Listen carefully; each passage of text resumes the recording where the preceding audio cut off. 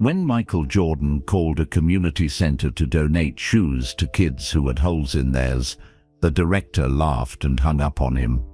When he drove there with boxes of brand new sneakers, she looked the most famous man in basketball in the eye and said, "Get out." Michael had never been so angry in his life. But what Michael didn't know was that this woman was protecting a heartbreaking secret. And what she didn't know was that her shocking no would save a little girl's life and teach Michael Jordan the lesson that would change him forever. What secret was so painful that she'd rather watch children suffer than accept help? And how did the worst rejection of Michael Jordan's life become the greatest gift anyone ever gave him? Before diving in, make sure to hit that like button and comment where you're watching from. Now let's see what happened when Michael Jordan met the one woman brave enough to slam the door in his face. The rain hit Michael Jordan's big windows like tiny rocks. He sat in his favorite leather chair, drinking hot coffee from his lucky mug. The mug was old and had a crack down the side, but it was the first thing he bought when he got rich. It reminded him of being poor. Thursday mornings were quiet in his huge house. No basketball practice, no games, no reporters asking questions, just Michael and his thought. Darren, his helper, walked into the room carrying a big pile of letters. "Your fan mail, Mr. Jordan," Darren said with a smile. "Kids from all over the world." Michael loved reading letters from kids. They made him remember why he loved basketball so much. He picked up the first letter. It was from a boy in Texas who wanted to be just like him. The second letter was from a girl in Florida who said watching him play made her feel brave. Then Darren put down a newspaper next to the letters. "Thought you might want to see this story," he said, pointing to a small article near the back. The headline made Michael's heart hurt. "Community center might close, kids have nowhere to go." Michael read every word twice. The story was about Riverside Community Center in Chicago's South Side, the same part of the city where Michael grew up. The center helped kids after school. It gave them a safe place to play and learn, but now it might close because there wasn't enough money. The story had a picture of kids playing basketball on a court with broken hoops. Michael looked closer at the picture. One little girl caught his eye. She was jumping up to shoot the ball, but her shoes looked terrible. They had big holes in the front where her toes pushed through. Michael kept reading. The little girl's name was Destiny Williams. She was 8 years old. Every day after school, she walked 6 blocks to the community center. Rain or shine, hot or cold, she never missed a day. Destiny uses pieces of cardboard to cover the holes in her shoes, the story said. When it rains, the cardboard gets soggy and falls apart. But she keeps coming to the center because it's the only place she feels safe and happy. Michael's coffee mug shook in his hands. He remembered being 8 years old. He remembered wanting things his family couldn't buy. He remembered the feeling of cold air coming through holes in his shoes. The story continued. The community center needs $50,000 to stay open. Without help, 40 kids like Destiny will have nowhere to go after school. Many of these children live in dangerous neighborhoods. The center keeps them safe and helps them dream of better lives. Michael stood up and walked to his big window. He looked out at his perfect yard with its perfect flowers and perfect swimming pool. Everything in his life was perfect now. But 6 miles away, kids like Destiny were walking around with holes in their shoes. He thought about all the shoes in his closet. Hundreds of pairs. Shoes he wore once and forgot about. Shoes that cost more money than most families made in a month. "Darren," Michael called out. "Yes, sir. How many pairs of shoes do I have?" Darren looked confused. "I don't know, sir. Maybe 300? 400? And how many feet do I have?" "2, sir." Michael nodded. 2 feet. "But I have enough shoes for 200 people." He picked up the newspaper again. Destiny's picture looked back at him. She was smiling even though her shoes were broken. She looked happy even though she had so little. Michael made a decision right there in his perfect house, with his perfect life. He was going to help those kids. He was going to make sure Destiny Williams never had to put cardboard in her shoes again. He walked to his office and picked up his phone. He dialed the number from the newspaper article. The phone rang 3 times. Then a tired woman's voice answered. Riverside Community Center. Elena speaking. Hi, Michael said. This is Michael Jordan. I read about your center in the newspaper today. I'd like to help. There was silence on the other end of the phone. Michael waited. Then the woman laughed. It wasn't a happy laugh. It was the kind of laugh people make when they're too tired to be angry. Yeah, right, the woman said, and I'm the Queen of England. Listen, kid, we don't have time for prank calls. We're trying to save a community center here. Wait, Michael said quickly. I'm serious. I really am Michael Jordan. I want to help your kids. Sure you are, the woman said. Let me guess. You're calling from your mansion and you want to give us $1 million, right? Actually, I was thinking about starting with shoes, Michael said. I have a lot of shoes. The woman sighed. Look, whoever you are, this isn't funny. We have real problems here. Real kids who need real help. Stop wasting our time. And then she hung up. Michael stared at the phone in his hand. Nobody had ever hung up on him before. Not since he became famous. People always wanted to talk to Michael Jordan. They always said yes to Michael Jordan. They always treated Michael Jordan like he was the most important person in the world. But this woman, this Elena person, had just hung up on him like he was nobody special. Michael felt something he hadn't felt in a long time. He felt angry. Not the good kind of angry that made him play better basketball. The bad kind of angry that made his chest tight and his face hot.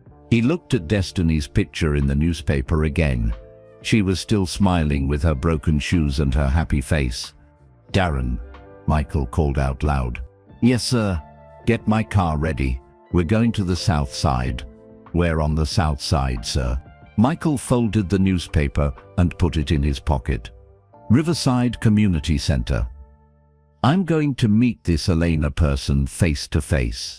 Should I call ahead and let them know you're coming? Michael thought about the dial tone in his ear. He thought about being hung up on like he didn't matter. No, he said. I think we'll surprise them. As Michael walked toward his garage full of expensive cars, he didn't know that this phone call would change his life forever. He didn't know that Elena Ramirez had her own reasons for hanging up on famous people. He didn't know that little Destiny Williams was about to become the most important person he'd ever meet. All Michael knew was that a woman named Elena had said no to Michael Jordan. And nobody said no to Michael Jordan. He was about to learn that sometimes the word no is exactly what we need to hear. Elena Ramirez hung up the phone and rubbed her tired eyes. Another fake call. Another person pretending to be famous just to waste her time. She looked around her small office at Riverside Community Center. The walls were covered with drawings that kids had made for her. Pictures of flowers and rainbows and families holding hands. In one corner sat a pile of bills she couldn't pay. In another corner sat a box of broken toys she couldn't afford to fix. Elena was 34 years old, but she felt much older. She had been running the community center for 6 years. 6 years of working 12 hours every day for almost no money. 6 years of watching kids come through her doors with hungry bellies and scared eyes. She knew every child's story. Tommy Rodriguez lived with his grandmother because his parents worked 3 jobs and still couldn't pay rent. Maria Santos walked 2 miles to get to the center because her neighborhood wasn't safe. Kevin Johnson was the smartest kid Elena had ever met, but his school didn't have enough books or good teachers. And then there was Destiny Williams, sweet Destiny with her big smile and her broken shoes. Destiny, who came to the center every single day, even when she was sick. even when it was raining so hard that the cardboard in her shoes turned to mush. Elena had grown up in this same neighborhood. Her father left when she was 5 years old. Her mother, Rosa, worked at a restaurant during the day, cleaned offices at night, and watched other people's kids on weekends. Rosa never had time to rest, but she always had time to hug Elena and tell her she was special. "Misha," Rosa would say, "we don't have much money, but we have each other, and we have hope." Elena remembered being hungry. She remembered wearing the same dress to school every day because it was the only one that fit. She remembered other kids laughing at her shoes because they were too big and came from the donation bin. But she also remembered the community center where she went after school. A place where nobody laughed at her clothes or her accent. A place where a kind woman named Mrs. Peterson taught her to read better and dream bigger. Mrs. Peterson used to say, "Elena, you're going to change the world someday." Now Elena was trying to change the world, one kid at a time. But it was harder than Mrs. Peterson had made it sound. The phone rang again. Elena sighed and picked it up. "Riverside Community Center," Elena speaking. "Is this the place that helps poor kids?" asked a mean voice. "We help children from our community," Elena said carefully. "Yeah, well, you people need to get jobs instead of looking for handouts." The person hung up. Elena's heart felt heavy. Mean calls like that came in every day. People who didn't understand that the kids at her center weren't looking for handouts. They were just looking for hope. Elena walked out of her office and into the main room where 40 kids were eating lunch. Peanut butter sandwiches and apples that the center bought with donated money. For some of these kids, it was the only real meal they would get today.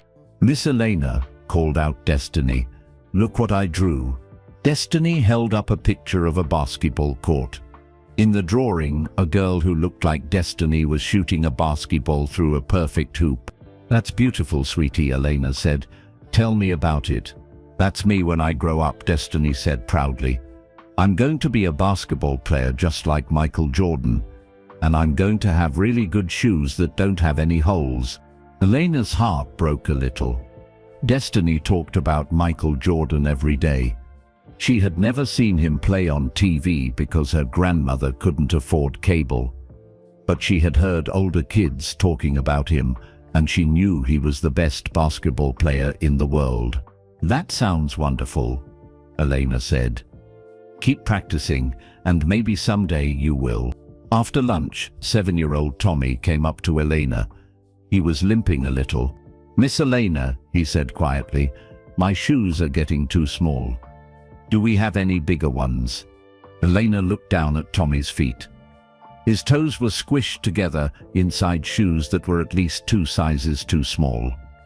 The shoe closet at the center had been empty for 3 months.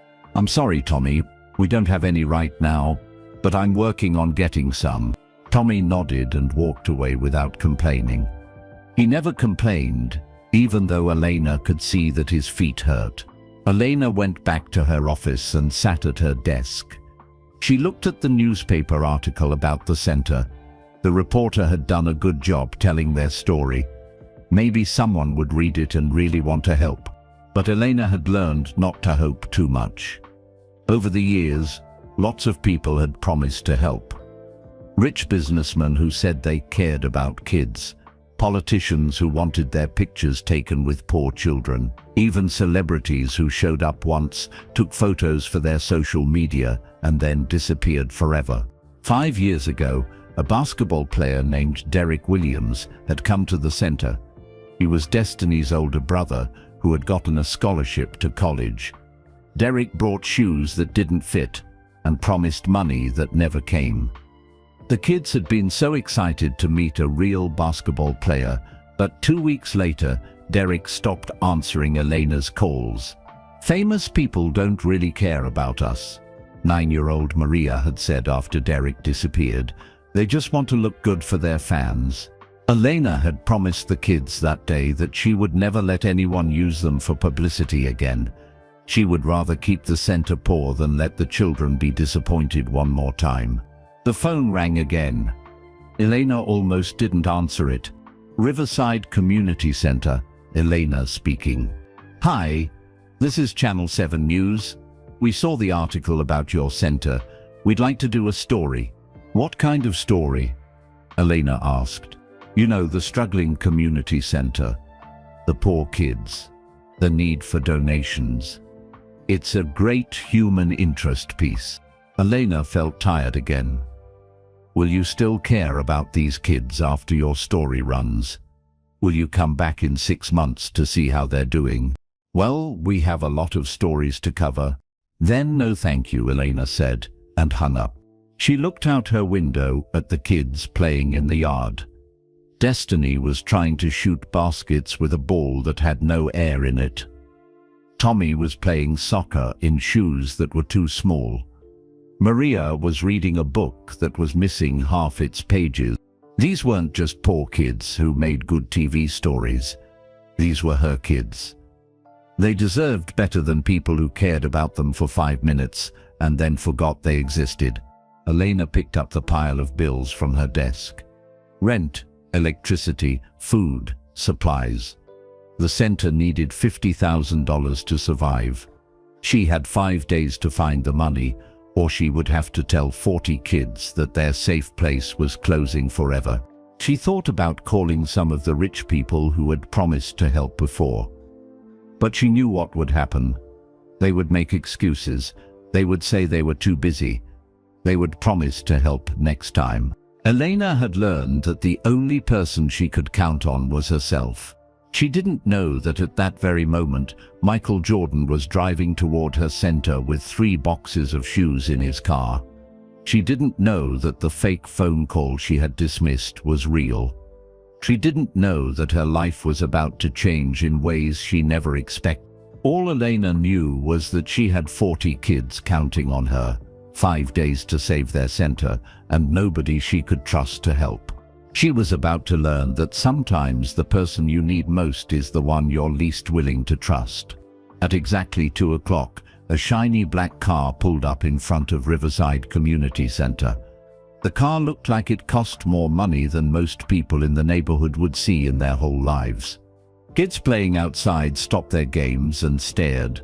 Cars like that didn't come to their street very often. Michael Jordan got out of the driver's seat. He was wearing simple jeans and a plain white t-shirt, but there was no hiding who he was. Even dressed like a regular person, Michael Jordan looked like Michael Jordan. He opened the back door of his car and pulled out 3 big white boxes. Each box had the Nike logo on the side. 10-year-old Kevin was the first to recognize him.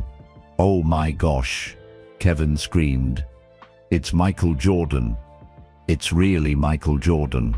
Within seconds, 20 kids came running from all directions.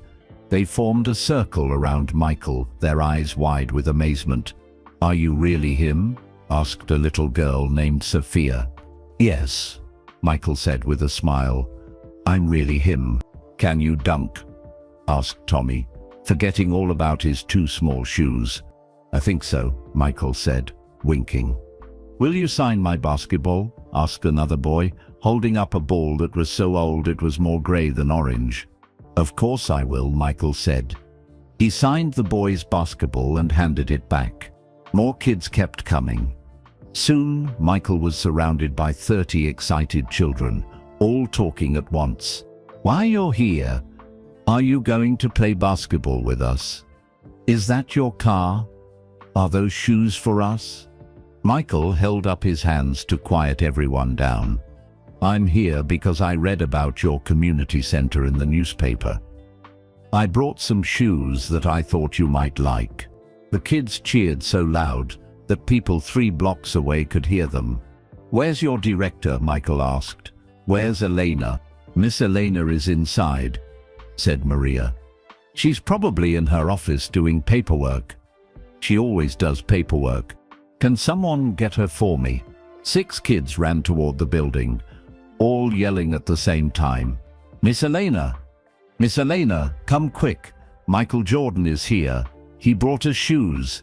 You have to see this. Inside the building, Elena heard the noise and looked up from her desk. The kids sounded more excited than she had heard them in months. But she was tired and had bills to pay and phone calls to make. What's all that noise about? She asked herself. Elena walked to the front door of the center and stepped outside. She saw a crowd of kids gathered around someone near a fancy black car. She couldn't see who it was because the kids were jumping up and down and blocking her view. "Miss Elena," Destiny called out, "look who came to see us." The kids moved apart to let Elena see better. And there, standing in the middle of the circle, holding 3 boxes of shoes, was Michael Jordan. Elena's mouth fell open. She couldn't speak. She couldn't move. She just stood there staring. It was really him. The phone call hadn't been a prank after all. "Are you Elena?" Michael asked, walking toward her. Elena still couldn't find her voice. She just nodded her head. "I tried to call you earlier today," Michael said. His voice was calm, but Elena could tell he wasn't completely happy. "You hung up on me." Elena's face turned red. She felt embarrassed and confused and angry, all at the same time. I'm sorry," she finally managed to say. "We get a lot of fake calls, people pretending to be famous." "I thought you were joking." "I don't joke about helping kids," Michael said. He held up the 3 boxes. "I brought shoes for your children. All different sizes. Brand new. Never been worn." The kids started cheering again. They reached toward the boxes, excited to see what was inside. But Elena didn't look happy. She looked worried. "That's very nice of you," Elena said slowly. "But we can't accept them." The cheering stopped. The kids looked confused. Michael's smile disappeared. "What did you say?" Michael asked. "I said we can't accept them," Elena repeated, crossing her arms over her chest. "Why not?"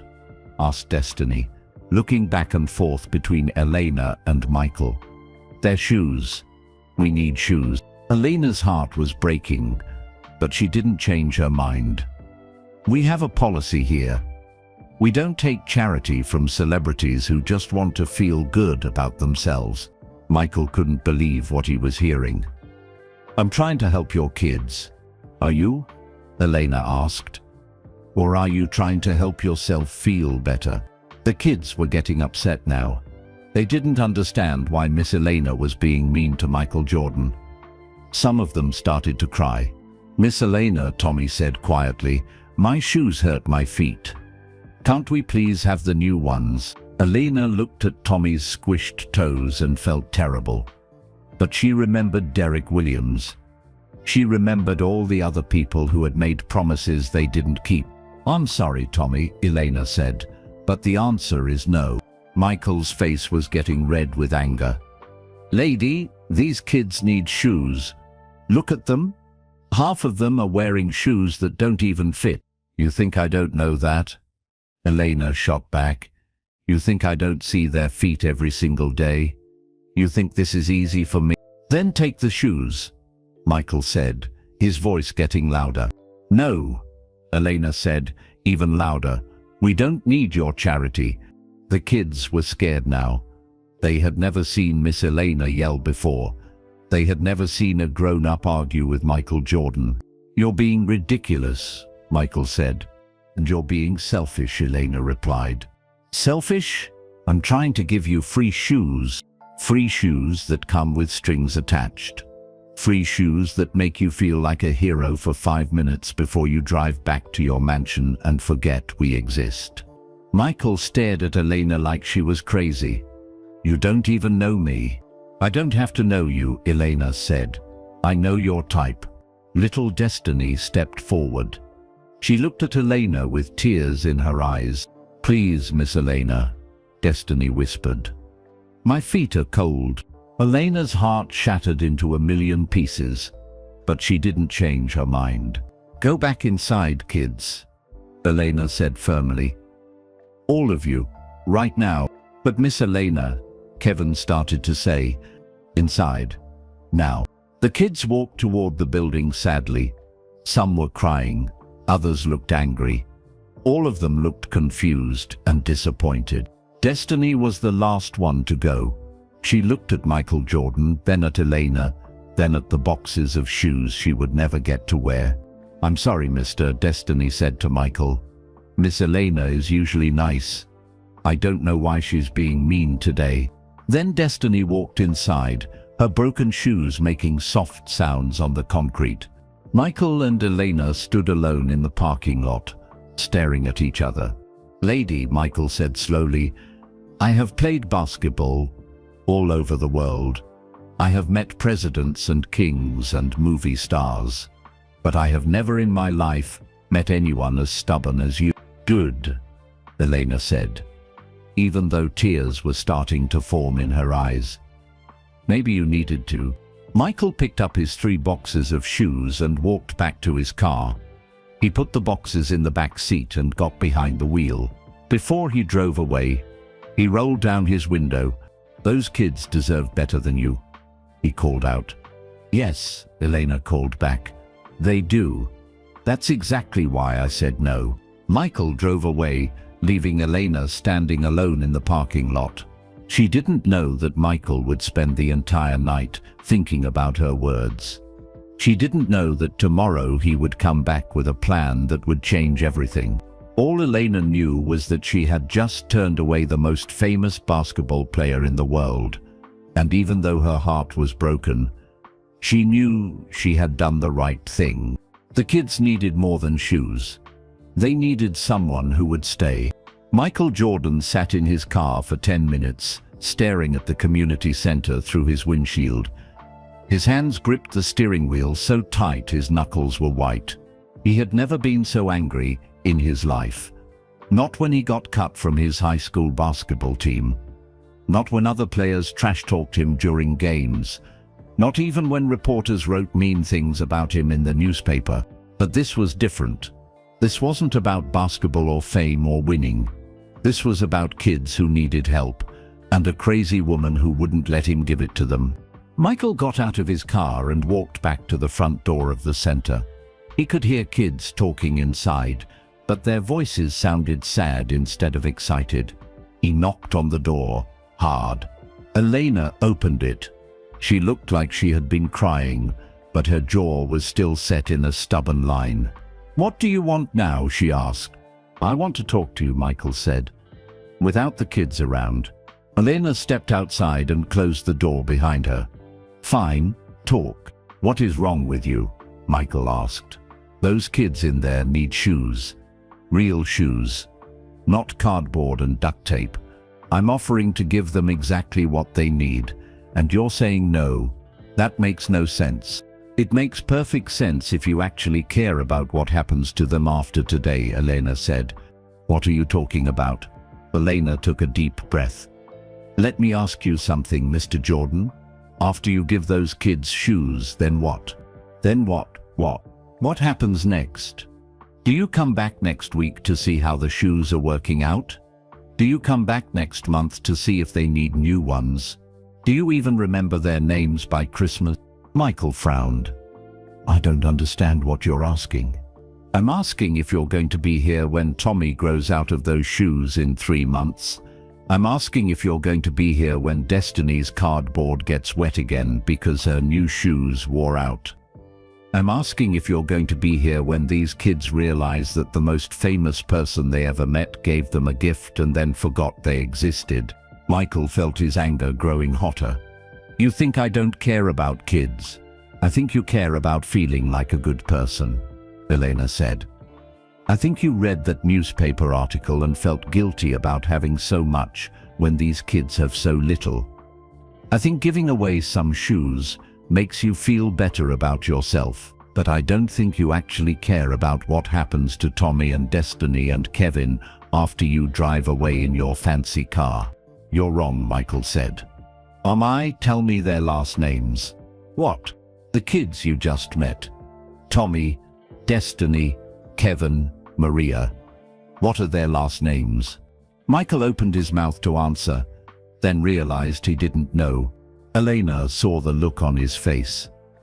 "You don't know, do you? You've been here for an hour, and you don't even know their full names. That doesn't mean I don't care about them, doesn't it? Elena asked. Tommy Rodriguez has lived in 3 different places this year because his grandmother can't afford rent. Destiny Williams walks here from 6 blocks away because her neighborhood doesn't have a bus that comes this far. Kevin Johnson is reading at a high school level, but his school doesn't have advanced classes. Maria Santos takes care of her baby sister every morning before school because her mom works the night shift. Elena's voice was getting louder. I know all of this because I'm here every day. I see these kids when they're happy and when they're scared and when they're sick and when they're proud. I know them. You met them 20 minutes ago and decided you could fix their problems with a box of shoes. Their problems include not having good shoes, Michael shouted back. Their problems include not having anyone who stays.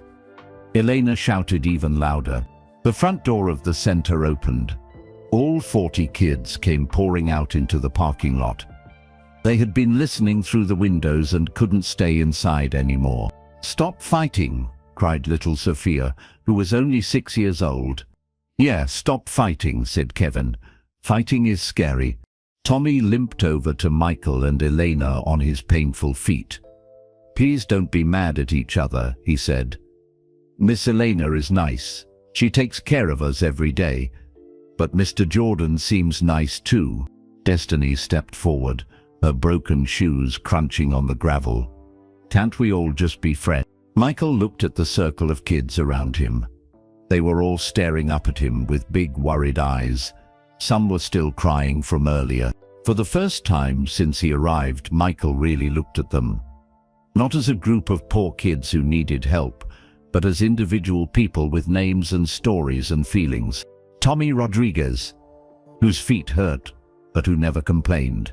Destiny Williams, who dreamed of being a basketball player even though she'd never owned a proper basketball. Kevin Johnson, whose old basketball was more gray than orange, but who treasured it like gold. Maria Santos, who was only 9, but already sounded wise when she talked. Michael felt something change inside his chest. These weren't just faces in a newspaper article. These weren't just people he could help and then forget about. These were real kids with real lives and real problems that couldn't be solved with a single gift. I'm sorry, Michael said quietly, looking at all the kids. I'm sorry we were yelling. It's okay, said Destiny. Sometimes grown-ups yell when they're worried about something. What are you worried about? Asked Maria. Michael looked at Elena, then back at the kids.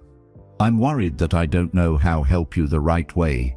What do you mean? Asked Kevin. Michael knelt down so he was at eye level with the children. Miss Elena is right about something. I came here thinking I could give you shoes and fix your problems. But she's trying to tell me that your problems are bigger than shoes and that fixing big problems takes more than one visit from a famous person. Tommy nodded seriously. Our problems are pretty big. Yes, said Maria, but Miss Elena helps us with them every day. That's why we love her, even when she makes us mad. Elena felt tears starting again. The kids still loved her, even after she had disappointed them. I love you too, she told them. That's why I said no to the shoes. Not because I don't want you to have them, but because I don't want you to be hurt again. Hurt again? Asked Destiny. Elena looked at Michael. Should I tell them? Michael nodded. Elena sat down on the steps so she could look at all the kids at once. A few years ago, another basketball player came here. He promised to help us and to come back and visit. He took kickers with you and made you feel special. But then he disappeared, never came back. You were very sad. I remember, said Maria. That made me not trust famous people anymore. That's why I said no to Mr. Jordan's shoes, Elena explained. Not because I don't think you deserve them, but because I was afraid he would disappear too. Michael sat down on the steps next to Elena. But what if I promise not to disappear? Promises are easy to make, Elena said. They're harder to keep. Then let me prove it, Michael said. Elena looked at him suspiciously. How? I don't know yet, Michael admitted, but there has to be a way to show you that I'm not going anywhere. Destiny walked over and sat between Michael and Elena on the steps. Maybe, she said in her small voice, Mr. Jordan could come back tomorrow and see if he still wants to help us then. Elena looked at Michael. Would you do that? Come back tomorrow with no cameras, no reporters, no boxes of shoes to give away, just to spend time with the kids? Michael thought about his schedule. He had practice tomorrow. He had meetings with his agent. He had dinner plans with friends. Yes, he said. I'll come back tomorrow. And the day after that? Elena asked. If you want me to. And the day after that? Michael looked at all the kids sitting around him on the steps. Their faces were full of hope again. I'll come back as many days as you want me to, Michael said. Until you believe that I'm not going anywhere. Elena studied his face for a long moment. And what do you want in return? I want you to let me learn their last names, Michael said. I want you to teach me about their real problems, and when I've proven that I'm going to stay, I want you to let me help solve those problems. Not with one box of shoes, but with whatever it takes. For as long as it takes. Elena looked at the kids. They were all nodding eagerly. What do you think? She asked them. Should we give Mr. Jordan a chance to prove he's different? Yes, they all shouted at once. Elena looked back at Michael. Okay, but if you disappoint these kids, I will never forgive you. I won't disappoint them, Michael said. We'll see, Elena said. But for the first time since he arrived, she almost smiled. As the sun set over Riverside Community Center, Michael Jordan sat on the steps with 40 kids he barely knew, making a promise that would change his life forever. He didn't know it yet, but he was about to learn that keeping this promise would be the hardest and most important thing he had ever done. That night, Elena sat alone in her small office after all the kids had gone home. The building was quiet except for the sound of rain hitting the windows. She looked at the pile of bills on her desk and felt the weight of the world on her shoulders. 4 days left. That's all the time she had to find $50,000 before the center would close forever. Elena picked up a photo from her desk. It showed her with all 40 kids at their last Christmas party. They were all smiling and laughing, wearing paper crowns they had made from old magazines. It was one of the happiest days Elena could remember. But underneath that happy memory was a painful one. A memory she hadn't told Michael Jordan about. A memory that explained why she was so afraid to trust famous people who promised to help. It had happened 5 years ago when Elena first became the center's director. She was young and hopeful and believed that good people would always help if you just asked nicely enough. The center had been in trouble then too. They needed money for a new roof and updated playground equipment. Elena had written letters to everyone she could think of, but no one wrote back. Then, one sunny Tuesday morning, Derek Williams walked through their doors. Derek was Destiny's older brother. He was 22 years old and played basketball for the state university. He wasn't famous like Michael Jordan, but in their neighborhood he was a hero. He was proof that kids from their streets could make something of themselves. Derek was tall and handsome and confident. He wore expensive sneakers and a college jacket that made all the kids gather around him with wide, amazed eyes. I heard you needed help, Derek had told Elena. I want to do something for the kids in my old neighborhood. Elena's heart had filled with hope. Finally, someone who understood where these kids came from. Someone who had walked in their shoes and made it out. We need about $30,000, Elena had told him honestly. That's a lot of money, Derek said. But I think I can help. I have some connections. People who might donate if they knew about this place. Derek spent the whole day at the center. He played basketball with the kids on their broken court. He helped them with their homework. He told them stories about college and basketball and following their dreams. The kids loved him instantly, especially little Destiny, who was only 3 years old then but already loved basketball because her big brother played. "Derek's going to save our center," 8-year-old Kevin had whispered to Elena that day. "He's going to make everything better." Derek took pictures with all the kids. He posted them on his social media with captions about giving back to the community and never forgetting where you came from. The posts got hundreds of likes and comments from people saying how wonderful Derek was for helping poor kids. "I'll be back next week with some donations," Derek promised Elena as he left that day, "and I'll keep coming back until we get this place fixed up properly." The kids talked about Derek for days after his visit. They drew pictures of him playing basketball. They practiced shooting hoops on their broken court, pretending to be just like him. Elena called Derek the next week to ask about the donations he had promised. "I'm still working on it," Derek said. "These things take time." Elena called again 2 weeks later. "I've been really busy with school and basketball," Derek said. "But I haven't forgotten about you guys." Elena called a third time a month later. This time, Derek didn't answer his phone. She tried calling for 2 more months. Derek never called back. The center never got the money Derek had promised. The roof kept leaking. The playground equipment kept breaking. But worst of all, the kids kept asking when Derek was coming back. "Maybe he forgot about us," Maria had said sadly. "Maybe he got too important for us," Kevin had suggested. "Maybe he never really cared about us at all," 9-year-old Tommy had concluded. Elena had watched the light go out of the children's eyes. They had trusted someone who seemed to understand them, and that person had disappeared without explanation. That's when Elena made her rule about celebrities and famous people.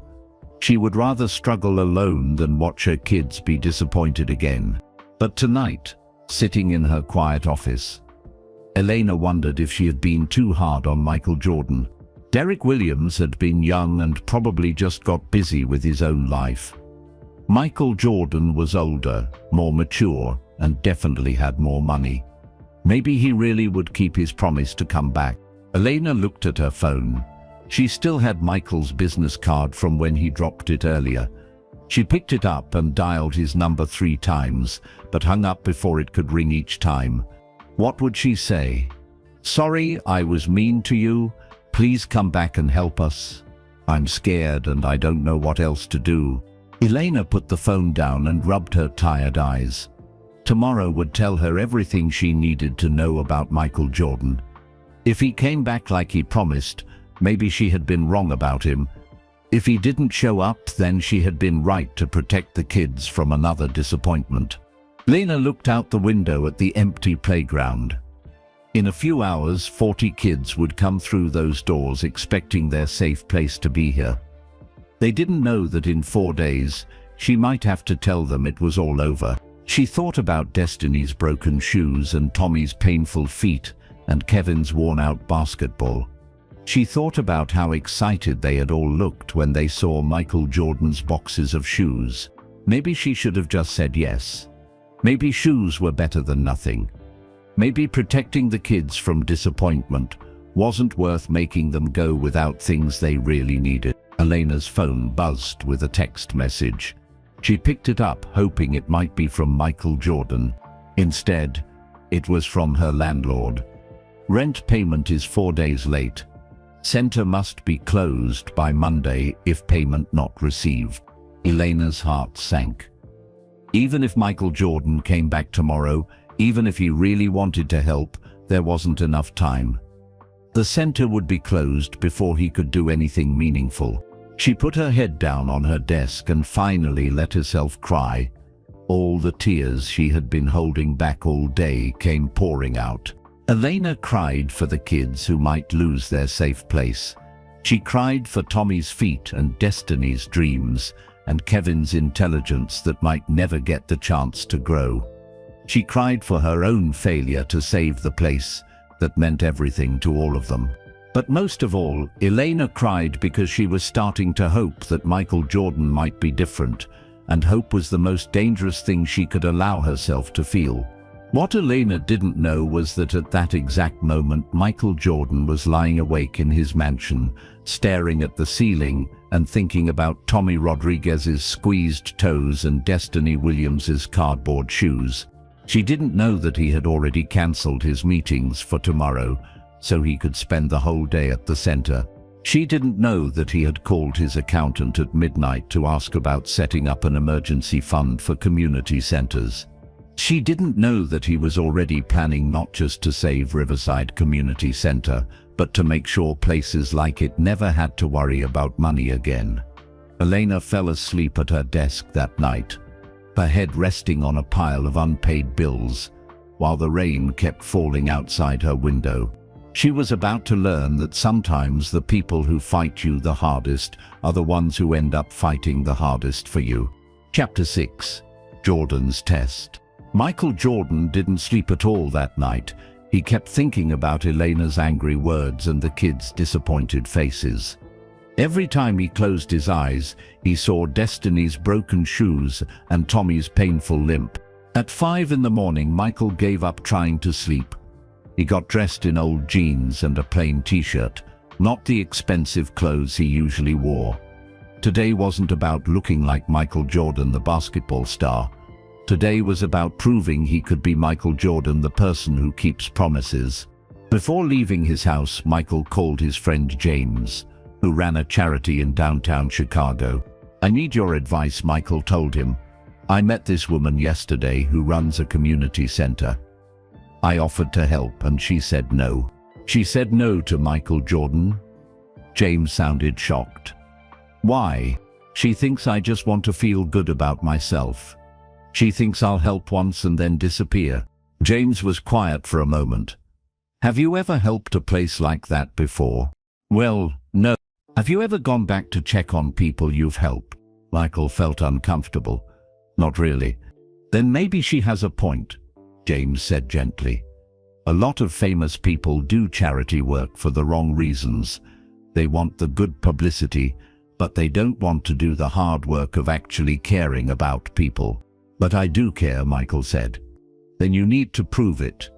"And Michael, proving you care isn't about what you give people. It's about whether you stay with them when things get difficult." After hanging up with James, Michael sat in his kitchen drinking coffee and thinking. Elena had asked him hard questions yesterday. Questions he couldn't answer. Did he know the kids' names? Did he understand their real problems? Would he still care about them next week, next month, next year? Michael realized he had never thought about charity that way before. He had always believed that giving money or things to people was enough. But Elena was asking for something much harder. She was asking him to give time, attention, and genuine caring. Michael looked at his expensive watch. It was 7:30 in the morning. The community center would open at 8.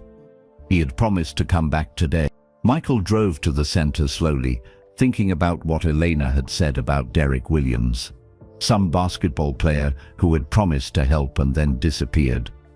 No wonder she didn't trust him. When Michael arrived at Riverside Community Center, he saw Elena unlocking the front door. She looked tired, like she hadn't slept much either.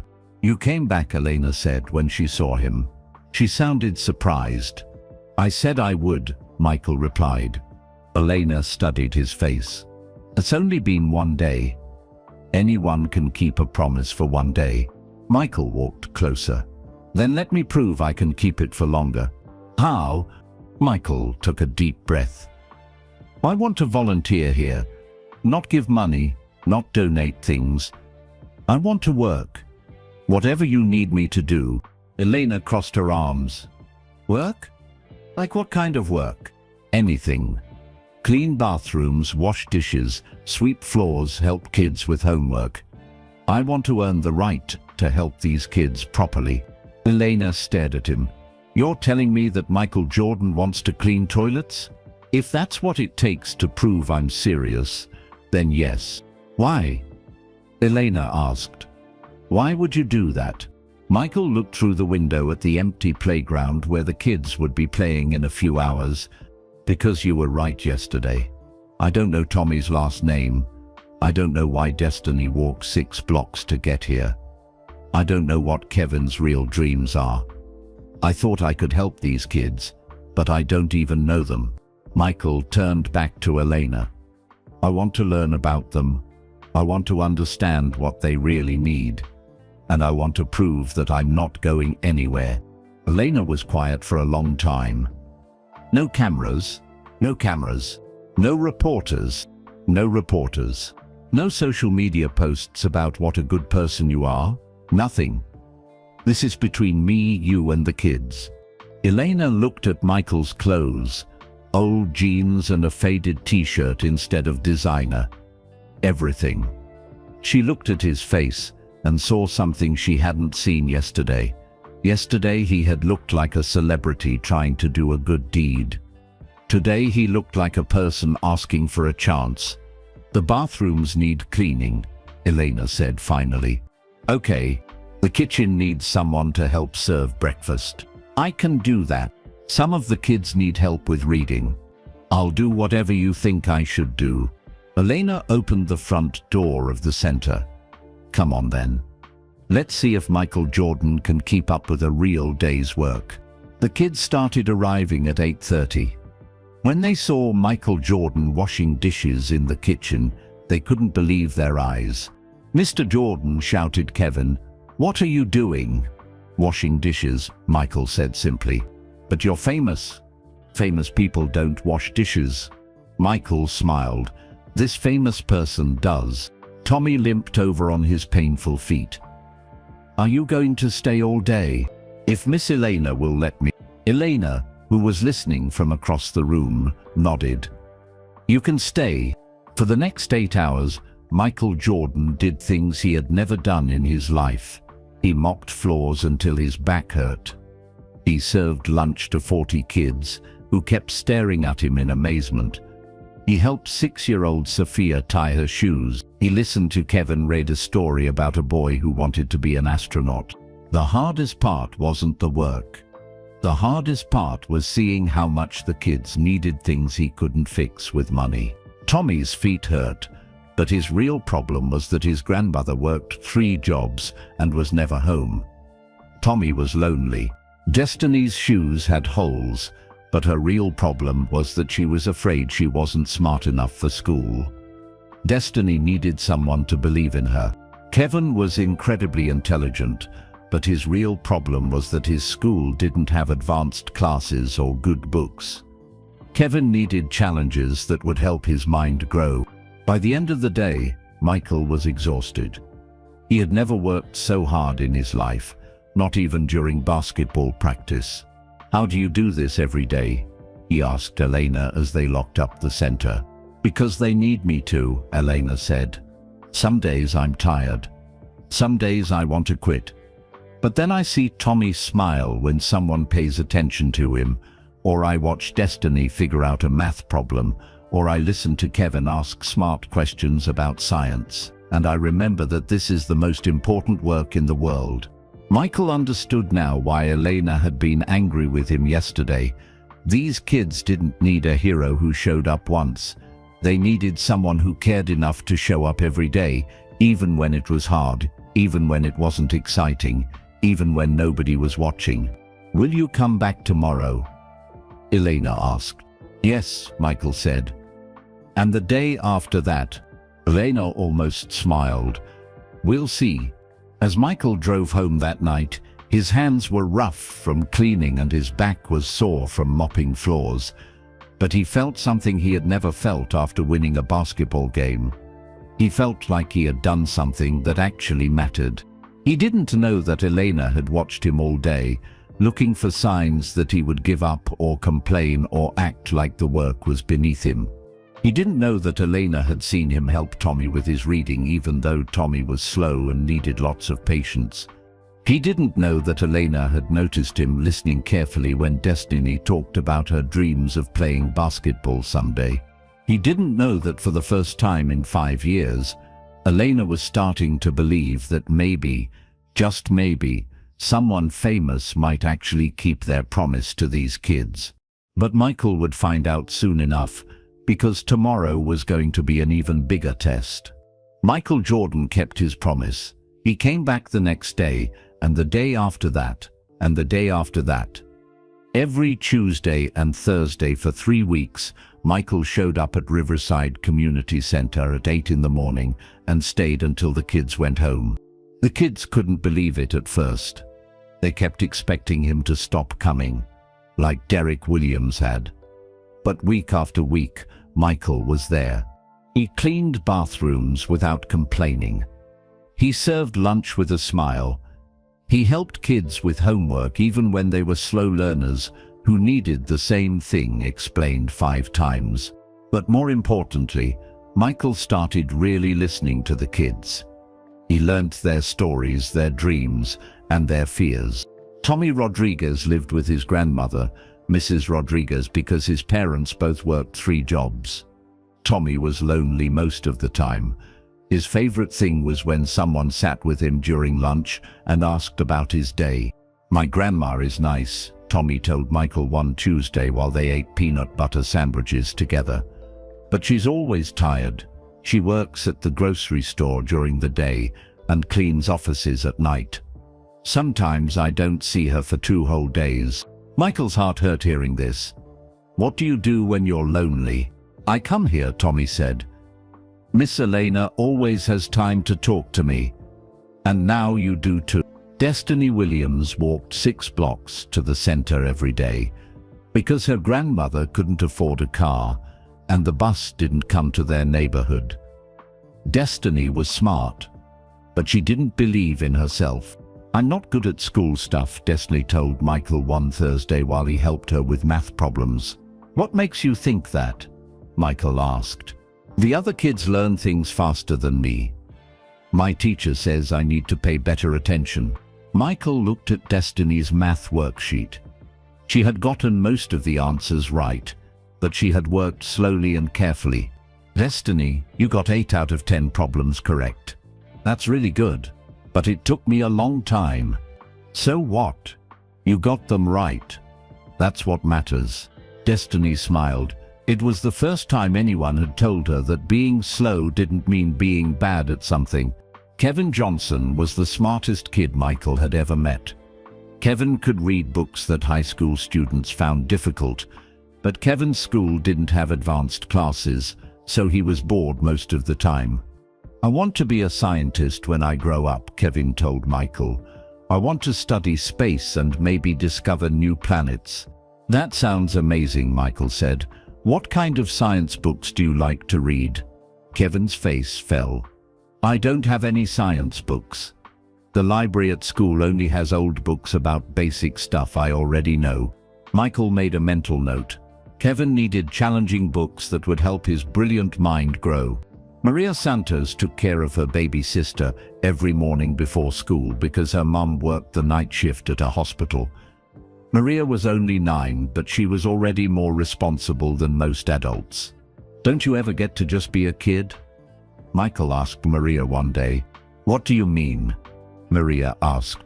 "I mean, don't you ever get to play games or watch cartoons or do silly things?" Maria thought about this.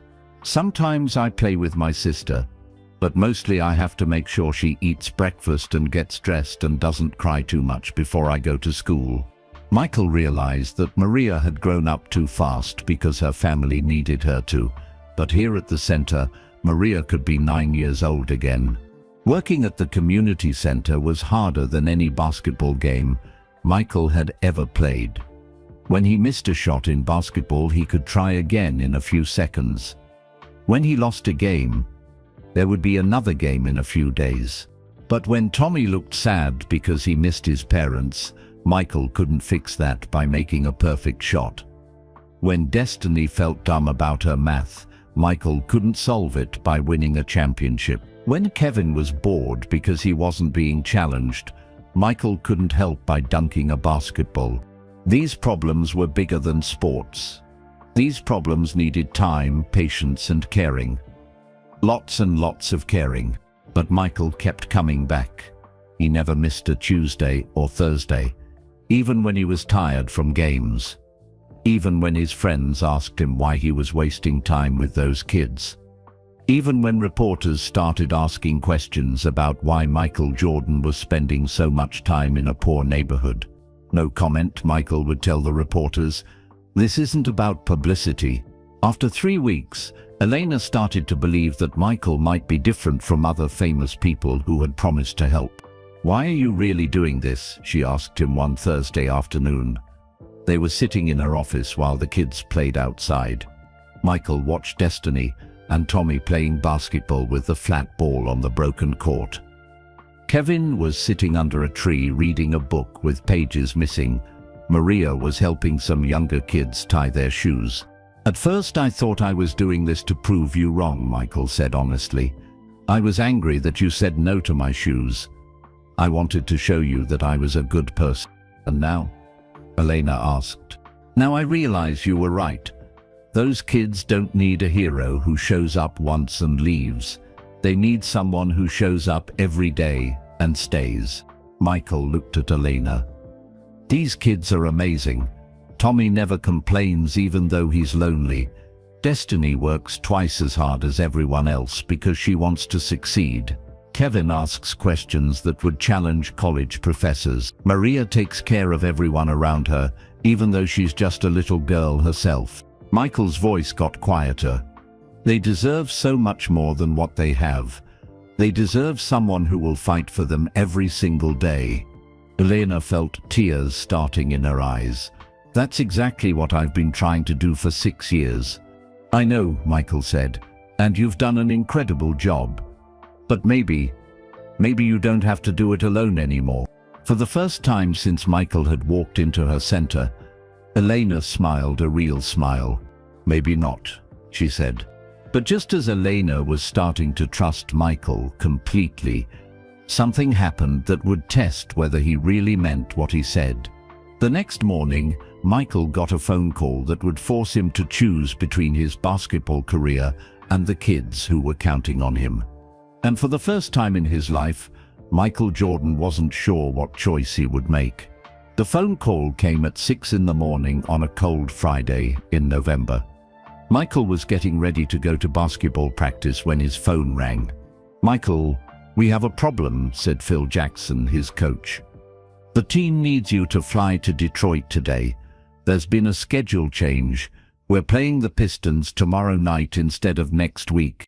Michael rubbed his tired eyes. "Tomorrow is Saturday." "I don't work at the center on Saturdays." "Work at the center?" Phil sounded confused. "Michael, what are you talking about?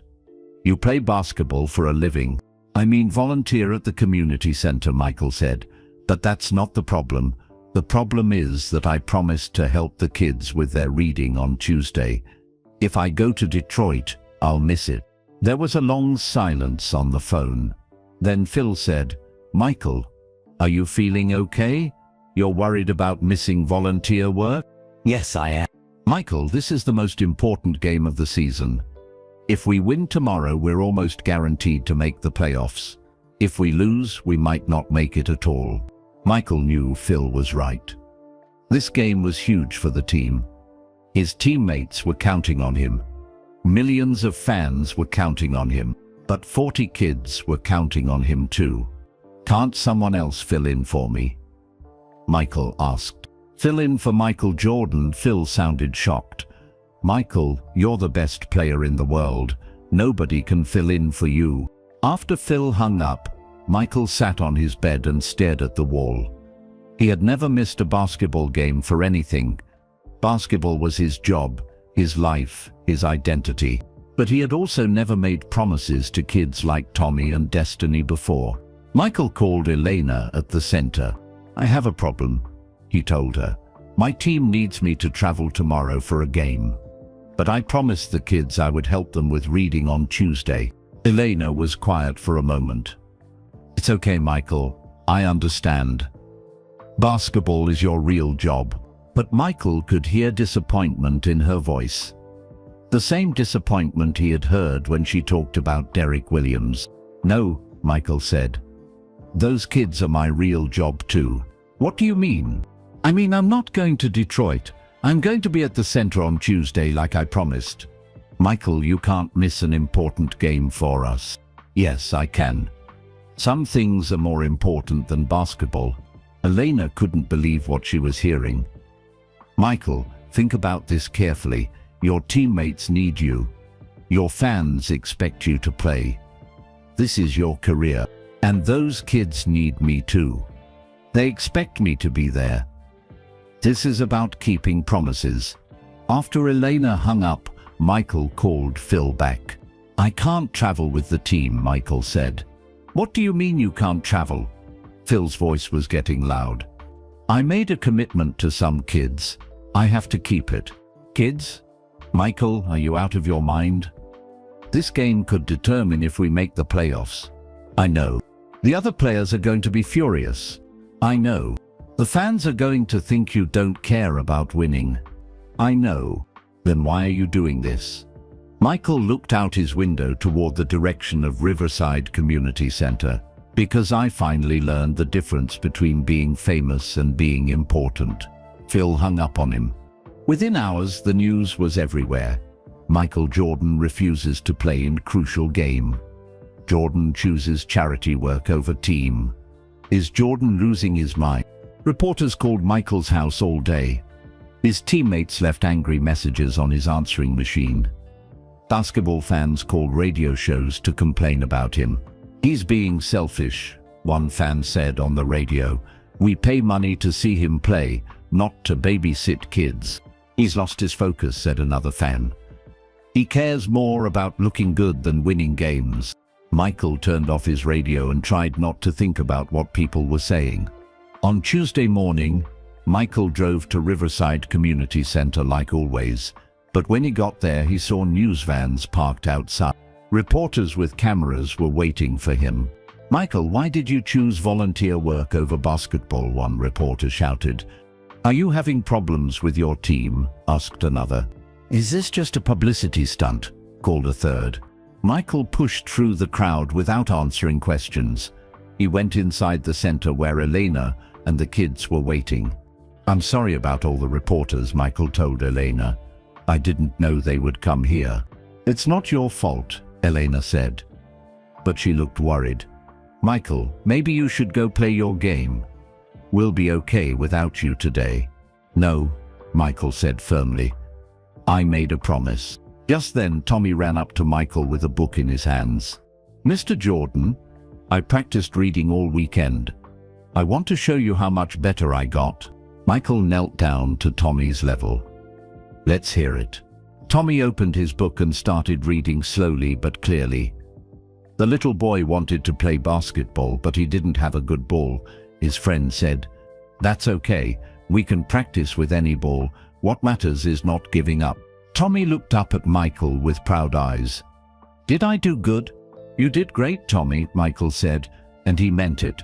Looking at Tommy's happy face, Michael knew he had made the right choice. This was more important than any basketball game. While Tommy read, Elena watched Michael carefully. She saw a man who had given up something huge to keep a small promise. She saw someone who cared more about a 7-year-old's reading progress than about his own fame. You really meant it, Elena said quietly. When you said you wouldn't disappear, I always mean what I say, Michael replied. Even when keeping your promise costs you something important. Michael looked around the room at all the kids working on their reading. Destiny was sounding out big words. Kevin was helping younger kids with their books. Maria was reading a story to her baby sister, who had come to the center that day. Elena, Michael said, this is the most important thing I do.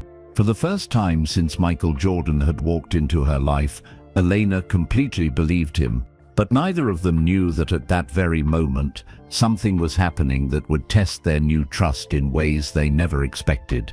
Little Destiny Williams was about to face the biggest challenge of her young life, and it would take both Michael and Elena working together to help her through it. While Michael helped Tommy with his reading, something terrible happened across the room. Destiny Williams was sitting at a small table working on her math homework. She had been struggling with the same problem for 10 minutes, erasing and rewriting her answer over and over. "I can't get this right," Destiny whispered to herself. "I'm too dumb for math." She erased her answer one more time and tried again. But as she lifted her pencil, something strange happened. The room started spinning around her. Destiny blinked hard and shook her head, but the spinning got worse. The numbers on her paper started to look blurry and far away. "Miss Elena," Destiny called out weakly, "I don't feel good." Elena looked over and saw Destiny swaying in her chair. Her face looked very pale. "Destiny, honey, what's wrong?" Elena rushed over to her. "Everything is spinning," Destiny said, "and my chest hurts." Elena knelt down beside Destiny's chair. "Can you breathe okay?" Destiny tried to take a deep breath, but it felt like someone was sitting on her chest. "It's hard," she gasped. Suddenly, Destiny's eyes rolled back and she fell forward. Elena caught her just before she hit the table. "Michael," Elena shouted across the room. "Call 911. Something's wrong with Destiny." Michael dropped Tommy's book and ran over. He saw Destiny unconscious in Elena's arms, her breathing shallow and fast. "What happened?" Michael asked, pulling out his phone to call for help. "I don't know," Elena said, her voice shaking. She said she felt dizzy and then she just collapsed. The other kids gathered around, scared and confused. Tommy started crying. Kevin kept asking if Destiny was going to be okay. Maria held her baby sister close and whispered prayers. "This is 911, what's your emergency?" came the voice on Michael's phone. "We need an ambulance at Riverside Community Center," Michael said quickly. "A little girl collapsed. She's 8 years old and having trouble breathing." Within minutes, paramedics arrived at the center. They checked Destiny's heart rate and blood pressure, while Elena held her hand. "Her heart is beating too fast," one paramedic said. "We need to get her to the hospital right away." Elena climbed into the ambulance with Destiny. "I'm calling her grandmother," she told Michael. "Can you stay with the other kids?" "Of course," Michael said, "but I want to come to the hospital too." "The kids need someone here," Elena said, as the ambulance doors closed. Michael watched the ambulance drive away with its lights flashing and sirens blaring. He felt more helpless than he ever had in his life. He turned around and saw 39 scared children looking at him with big worried eyes. "Is Destiny going to die?" asked little Sophia, who was only 6. Michael's heart broke. He knelt down so he was at their level. "The doctors are going to take very good care of Destiny," he said. "They're going to figure out what's wrong and help her feel better." "But what if they can't?" Tommy asked through his tears. "Then we'll be there for her no matter what," Michael said. "That's what families do for each other." "Are we a family?" asked Maria. Michael looked around at all the kids who came to this center every day. Kids who took care of each other when they were sad. Kids who shared their lunches when someone forgot theirs. Kids who cheered for each other when they learned something new. "Yes," Michael said. "We are definitely a family." For the next 3 hours, Michael stayed at the center with the kids, while Elena and Destiny were at the hospital. He helped them with homework, but nobody could really concentrate. He played games with them, but nobody felt like playing. Mostly, he just sat with them and waited for news. Finally, Elena called. "How is she?" Michael asked immediately. Elena's voice was shaky. "The doctors ran a lot of tests. Destiny has a heart problem. Something she was born with, but nobody knew about it until now." Michael's stomach dropped. "Is she going to be okay?" "She needs surgery," Elena said quietly. "Her heart isn't pumping blood the right way. Without the surgery..." Elena couldn't finish the sentence, but Michael understood. "What kind of surgery? When?" "It's a big operation. Very expensive. The doctors say it costs about $200,000. Michael felt like someone had punched him in the chest. $200,000 was a lot of money. even for him. "Where's her grandmother?" Michael asked. "Mrs. Williams is here with me. She's falling apart, Michael. She doesn't have insurance. She works at a grocery store and takes care of Destiny by herself. She can't afford this." Michael could hear Mrs. Williams crying in the background. "Can I talk to her?" Michael asked. Elena put Mrs. Williams on the phone. "Mrs. Williams, this is Michael Jordan. I'm going to take care of Destiny's surgery." Mrs. Williams was crying so hard she could barely speak. "Mr. Jordan, I can't let you do that. It's too much money." "Mrs. Williams, Destiny is family now, and families take care of each other. But $200,000, Mrs. Williams, I make that much money in one basketball game, but Destiny is worth more than any basketball game I'll ever play." Michael could hear Mrs. Williams crying harder, but now they were tears of relief and gratitude. "There's something else," Michael said. "I want you to know that Destiny will never have to worry about money for anything ever again. Not for school, not for college, not for anything she needs to chase her dreams." "Why?" Mrs. Williams whispered. "Why would you do that for us?" Michael looked around the community center at all the kids who were waiting for news about their friend. "Because 3 weeks ago, a very smart woman taught me something important. She taught me that real love isn't about what you give once, it's about what you give every single day." When Michael hung up the phone, he gathered all the kids around him. "Destiny is going to be okay," he told them. "She needs a surgery to fix her heart, but the doctors are going to take very good care of her." "Can we see her?" asked Tommy. "Not today, but soon," Michael said. "And when she comes back to us, she's going to be stronger and healthier than ever." Kevin raised his hand. "Mr. Jordan, are you going to pay for her surgery?" "Yes, I am." "Is that going to cost a lot of money?" "Yes, it is." Maria looked thoughtful. "Is that why you kept coming back to see us? So you could help us when we really needed it?" Michael smiled. "No, Maria, I kept coming back because I love you guys, but I'm glad I can help when you need it." As the kids went back to their activities, Michael realized something amazing. A month ago, if someone had told him he would spend $200,000 on a little girl he barely knew, he would have thought they were crazy. But now, paying for Destiny's surgery felt like the most natural thing in the world. Because Elena had been right all along. Real love wasn't about giving once and walking away. Real love was about staying, even when things got scary and difficult and expensive.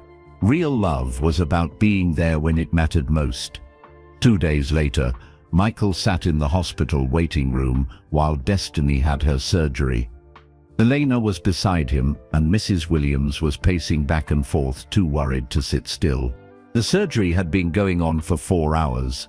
4 long hours of waiting and worrying and hoping.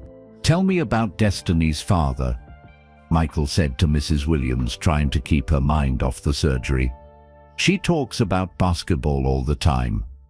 "Did he play?" Mrs. Williams sat down in the chair across from Michael, her eyes filled with tears. But they were different tears this time. These were tears of memory, not fear. "Darren Williams was the best basketball player our neighborhood ever produced," she said softly. "He was my son." Michael and Elena both looked surprised. They had assumed Mrs. Williams was Destiny's grandmother on her mother's side. "Darren got a full scholarship to college," Mrs. Williams continued. "He was going to be the first person in our family to graduate. He was going to play professional basketball and take care of all of us." "What happened to him?" Elena asked gently. Mrs. Williams reached into her purse and pulled out an old, faded photograph. She handed it to Michael. The photo showed a young man wearing a Chicago Bulls jersey, Jordan's jersey, number 2. He was tall and athletic, with the same bright smile as Destiny. "Darren worshipped you, Mr. Jordan," Mrs. Williams said. "He had every poster, every magazine article, every newspaper clipping about you. He used to say that Michael Jordan proved that kids from the South Side could make it to the top. Michael stared at the photo. The young man looked so much like Destiny that it took his breath away. Darren used to practice basketball for hours every day. Mrs. Williams went on. He would dribble that ball until the neighbors complained about the noise. He would shoot baskets until it was too dark to see. He sounds like he was really dedicated, Michael said. Oh, he was. But more than that, he was kind. Darren tutored younger kids in the neighborhood. He helped old people carry their groceries. He painted over graffiti at the community center for free. Mrs. Williams wiped her eyes with a tissue. Darren used to say that Michael Jordan wasn't just a great basketball player. He was a great person who happened to play basketball. He said that's what he wanted to be too. Elena reached over and squeezed Mrs. Williams' hand. What happened to Darren? Car accident, Mrs. Williams whispered. It was 3 days before Destiny's 3rd birthday. A drunk driver ran a red light and hit Darren's car head-on. Michael felt like someone had dropped a heavy weight on his chest. I'm so sorry. Darren never got to see Destiny play basketball, Mrs. Williams said. But before he died, he made me promise something. What? Michael asked. He made me promise that I would tell Destiny stories about you. He said that if anything ever happened to him, I should make sure Destiny knew about hard work and never giving up. He said Michael Jordan was proof that dreams could come true if you worked hard enough and never quit.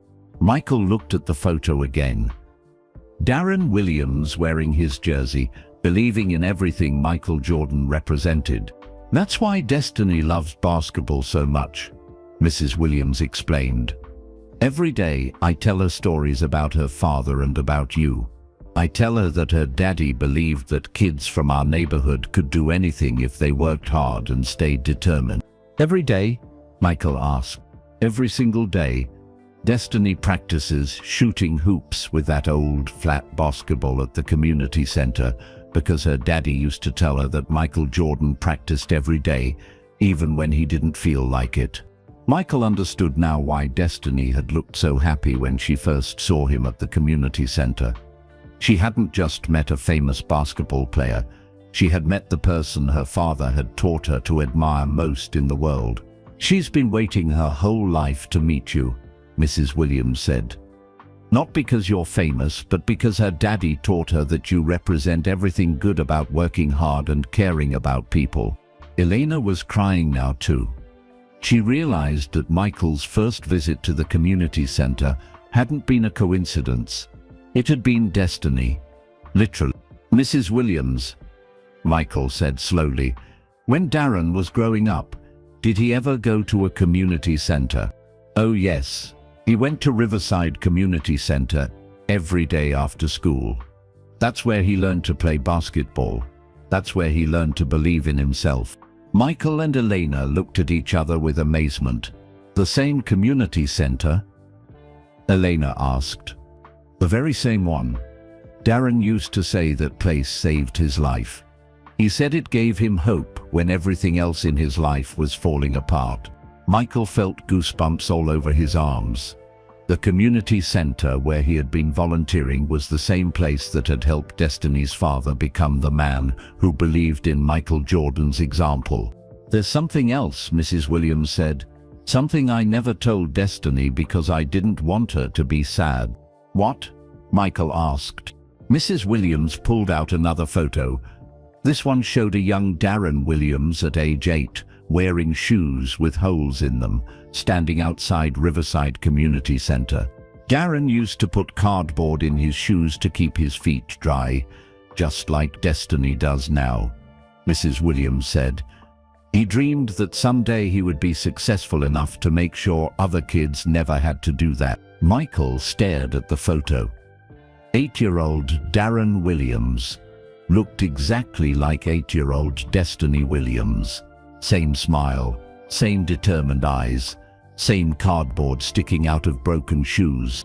Before Darren died, Mrs. Williams continued, he started saving money to donate new shoes to kids at the community center. He never got the chance to do it. Michael felt tears running down his face. He finally understood why Elena had been so suspicious of his original offer to donate shoes. She didn't know about Darren, but somehow she had sensed that shoes alone weren't enough. "Mrs. Williams," Michael said, "I think Darren did get to donate those shoes. He just did it through me." "What do you mean?" "I mean, I think Darren sent me to that community center. I think he wanted me to meet his daughter and take care of her the way he never got the chance to." Mrs. Williams looked at Michael with wonder in her eyes. "Do you really think so?" "I know so," Michael said. "Because there's no way it's a coincidence that I ended up at the same community center where Darren learned to dream, helping the same kids he wanted to help, meeting the daughter he loved more than anything in the world." Just then, a doctor in surgical clothes came into the waiting room. "Mrs. Williams," the doctor called. All three adults stood up quickly. "How is she?" Mrs. Williams asked, her voice shaking. The doctor smiled. "Destiny's surgery was a complete success. Her heart is going to be stronger than ever. She's going to be able to do anything she wants to do, including play basketball." Mrs. Williams collapsed into Michael's arms, crying tears of joy and relief. "Can we see her?" Elena asked. "She's still sleeping from the anesthesia, but yes, you can go in one at a time." Michael looked at Mrs. Williams. "You go first. You're her grandmother." Mrs. Williams hugged Michael tight. "No, Mr. Jordan, you go first. You're her guardian angel, just like her daddy would have wanted." As Michael walked toward Destiny's hospital room, he realized that everything that had happened, Elena's rejection, his anger, his decision to volunteer, even Destiny's medical crisis, had all been leading to this moment. He wasn't just visiting a little girl he had helped. He was keeping a promise to a father he had never met, but who had believed in him his whole life. Michael walked quietly into Destiny's hospital room. She was sleeping peacefully in the big white bed, with tubes and wires connected to machines that beeped softly. She looked so small and fragile, but her breathing was steady and strong. Michael sat down in the chair beside her bed and waited for her to wake up. After about 20 minutes, Destiny's eyes fluttered open. She looked around the room, confused at first. Then she saw Michael sitting beside her.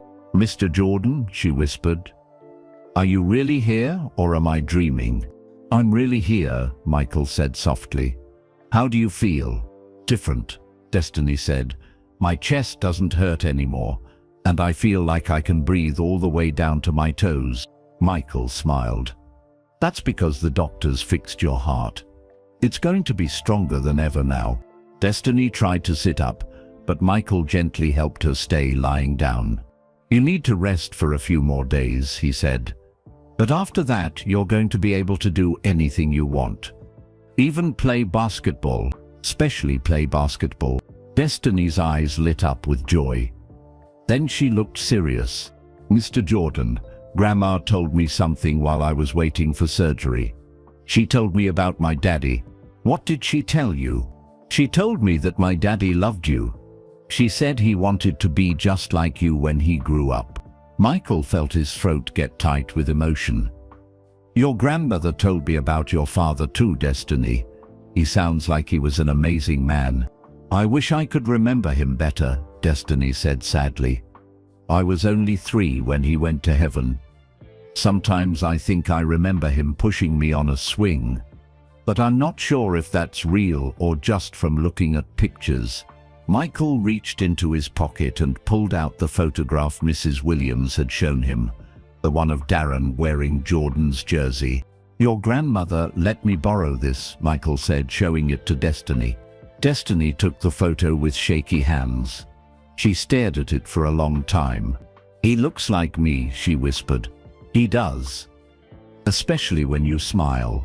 Grandma says he was the best basketball player in our neighborhood." "Your grandmother also told me something else about your father," Michael said. "She told me he went to Riverside Community Center when he was your age." The same place where I met you. Destiny's eyes got wide. Really? Really? He learned to play basketball on the same court where you practice every day. He sat at the same tables where you do your homework. He played with the same broken toys that you and your friends play with now.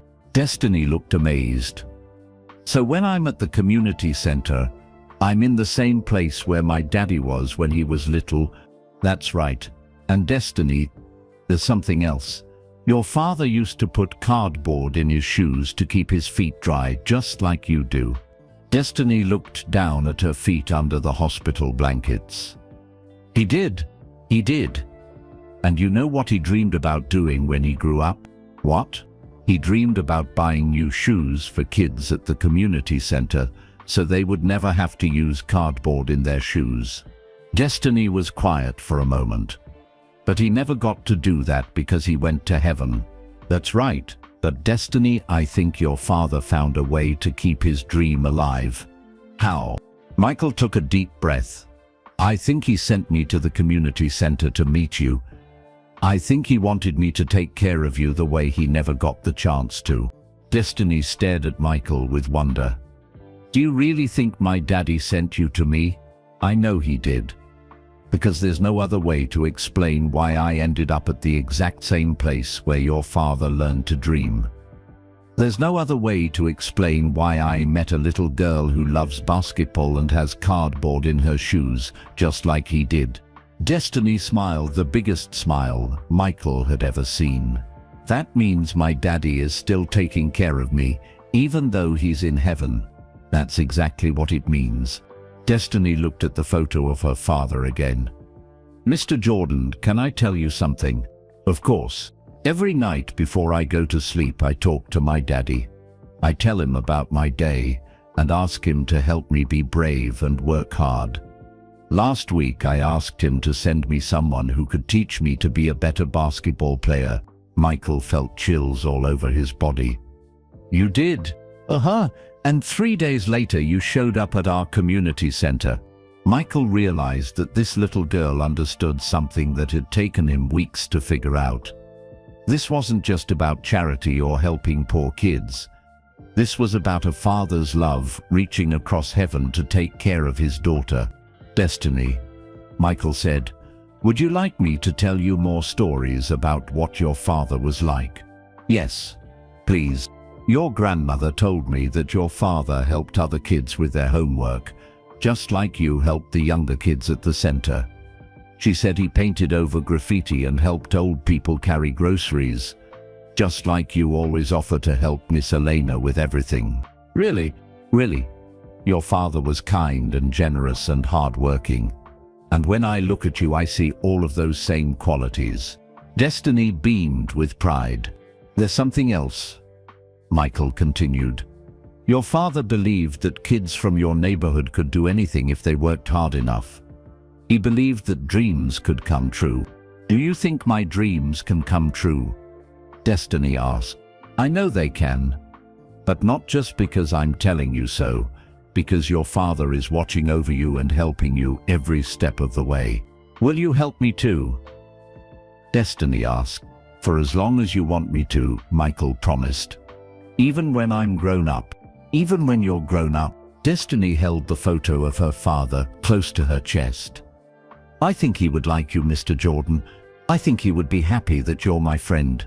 I think so too, Destiny, and I think he would be very proud of the brave, smart, kind little girl you've become. Just then, Elena and Mrs. Williams came into the room. How's our patient feeling? Elena asked. Much better, Destiny said. Mr. Jordan told me about how my daddy went to our community center when he was little, just like me. Mrs. Williams sat down on the edge of Destiny's bed. What do you think about that, baby? I think it means the community center is a magical place. Destiny said. It helped my daddy learn to dream, and now it's helping me learn to dream too. Elena looked at Michael with tears in her eyes. That's exactly what it is, she said. A magical place where dreams begin, and where families are made, Michael added, looking at all of them. As visiting hours ended and they prepared to leave Destiny to rest, she called out to Michael one more time. "Mr. Jordan?" "Yes, sweetie. Thank you for keeping my daddy's promise." Michael felt tears running down his face. "Thank you for helping me understand what promises really mean." Walking out of the hospital that night, Michael finally understood the whole story. Elena's no hadn't been a rejection. It had been a test to see if he was worthy of carrying on Darren Williams' dream. And little Destiny Williams hadn't just been a sick child who needed help. She had been a gift from a father who wanted to make sure his daughter always had someone fighting for her dreams. The best part was, this was just the beginning. 1 week later, Destiny was back at the community center. She couldn't run and play yet, but she could sit and do homework and laugh with her friends. The doctors said her heart was healing perfectly. Michael was there too, just like he had been every Tuesday and Thursday for 2 months now. But today felt different. Today, Elena asked to speak with him privately after all the kids went home. They sat together on the front steps of the community center, watching the sun set over their neighborhood. "I need to tell you something," Elena said. "Something I should have told you a long time ago." Michael looked at her curiously. "What is it?" Elena took a deep breath. "The real reason I said no to your shoes that first day wasn't just because of Derek Williams. It wasn't just because other people had let us down before. Then what was it?" Elena looked down at her hands. "It was because I was scared." "Scared of what?" "Scared that if I let you help, if I let myself believe that someone like you actually cared about kids like these, then I might stop fighting so hard for them myself." Michael didn't understand. "What do you mean?" Elena stood up and walked to the chain-link fence that surrounded the playground. "Michael, these kids have been let down by everyone in their lives. Parents who left them, schools that gave up on them, politicians who promised things they never delivered, social workers who moved them from case to case like they were just numbers." She turned back to face him. "I was the only one left who was fighting for them every single day. I was their last hope." "But Elena, you've done an amazing job. Look at what you've built here." "But what if I hadn't?" Elena asked. "What if I had gotten comfortable? What if I had started thinking, oh, rich people will take care of these kids now, so I don't have to work so hard?" Michael began to understand. "You were afraid that accepting help would make you stop helping." "Exactly. These kids deserve someone who will never stop fighting for them. Someone who will never get tired or lazy or comfortable. Someone who will always put their needs first, no matter what." Elena sat back down beside Michael. "I thought that if I said yes to your shoes, I might start saying yes to easy answers. And these kids don't need easy answers. They need someone who will fight for real solutions." "But Elena," Michael said gently, "you didn't stop fighting. Even after you let me volunteer here, even after you saw that I wasn't going anywhere, you kept fighting just as hard as ever." Elena smiled sadly. "I know that now.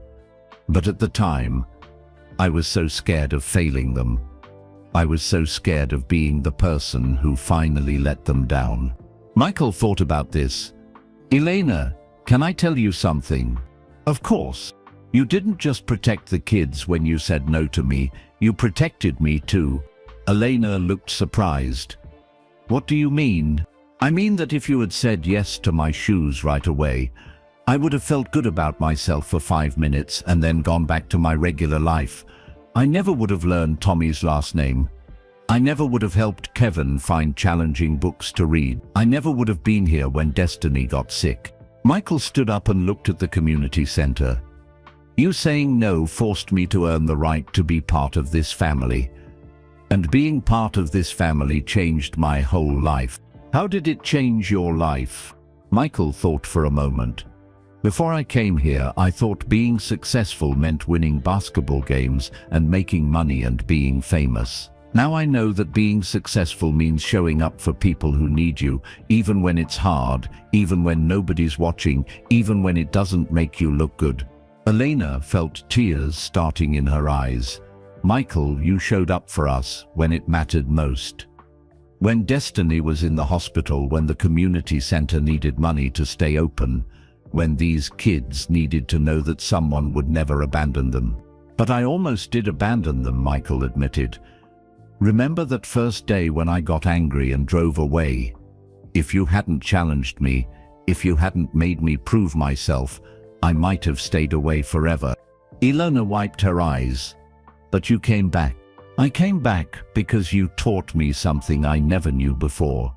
You taught me that real love isn't about what you give once, it's about what you give every single day. They sat in comfortable silence for a while, watching kids from the neighborhood play basketball on the court where Destiny's father had once practiced his dreams. Elena, Michael said finally, I want you to know that what you do here is the most important work in the world. You take kids who have been forgotten by everyone else, and you make them believe that their lives matter. We do that, Elena corrected. We take kids and make them believe their lives matter. Michael smiled. We? Yes, we. You're part of this place now, Michael. You're part of their lives. You're part of what makes this community center work. Even though I'm not here every day like you are, especially because you're not here every day. These kids need to know that success is possible.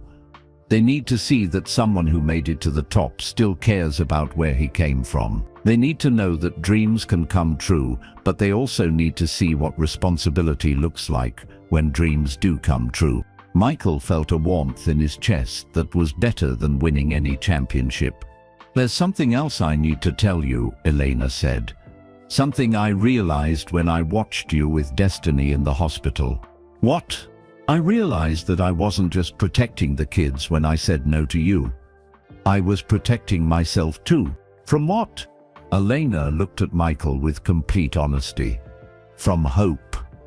I was so tired of hoping that someone would really care, really stay, really fight for these kids the way they deserved. Hope hurt too much when it didn't work out. And now, Elena smiled the biggest, most genuine smile Michael had ever seen from her. Now I have hope again. Not just hope that you'll keep coming back, but hope that there are other people out there like you. People who will do the right thing when it really matters. People who will keep their promises even when it's hard. Just then, they heard a sound from inside the community center. Someone was bouncing a basketball. They looked through the window and saw Destiny, who was supposed to be resting, carefully dribbling the old flat basketball around the room. Destiny Williams, Elena called out. What are you doing? You're supposed to take it easy. Destiny grinned and kept dribbling. I'm practicing. The doctor said my heart is strong now, and I want to be ready for when I can play for real again. Michael and Elena looked at each other and started laughing. She's just like her father, Elena said. No, Michael said, watching Destiny practice with determination and joy. She's just like herself, and that's going to be enough to change the world. As they watched Destiny practice in the fading sunlight, Michael realized that Elena had been right about everything. Real change didn't happen because of one person giving one gift. Real change happened because people chose to show up for each other day after day, year after year, no matter what. And the most beautiful part was that their story was just getting started. 3 weeks after her surgery, Destiny Williams was finally allowed to play basketball again. The doctors said her heart was completely healed and stronger than ever. It was a Thursday afternoon, and Michael was at the community center like always. He watched as Destiny carefully dribbled the old basketball around the court. She was being gentle with herself, but her eyes sparkled with joy. Mr. Jordan, Destiny called out, will you play with me? Are you sure you're ready? Michael asked, walking onto the court. I'm ready, Destiny said with determination. My heart feels perfect. They played a gentle game of one-on-one. Michael was careful not to be too rough, but Destiny was surprisingly strong. Every time she made a shot, she smiled like she had just won a championship. You're getting really good, Michael told her after she made 3 baskets in a row. I've been practicing every day just like you taught me, Destiny said proudly. Elena and the other kids gathered around to watch. Tommy cheered when Destiny made a shot.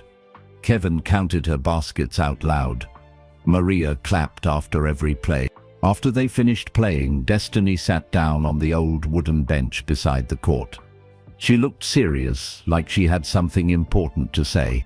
Mr. Jordan, can I tell you something? She asked. Of course, sweetie. Destiny looked around at all her friends, then at Elena, then back at Michael. Last night I was talking to my daddy like I do every night. I told him about how you paid for my surgery and how you come here every week to help us. I told him about how Miss Elena takes care of all of us every single day. Michael and Elena sat down on either side of Destiny on the bench. What did you tell him? Elena asked gently. I told him that I understand now why he loved you so much, Mr. Jordan. Not just because you're good at basketball, but because you keep your promises. And I told him about Miss Elena and how she protects us and fights for us and never gives up on us. Destiny took a deep breath, like she was preparing to say something very important. Then I made a promise to my daddy, she continued. What kind of promise? Michael asked. Destiny stood up and faced both of them. I promised him that when I grow up, I'm going to help kids just like Miss Elena does, and I'm going to work hard every day just like you do, Mr. Jordan. Elena felt tears starting in her eyes. Destiny, that's a beautiful promise. But I'm not done yet, Destiny said.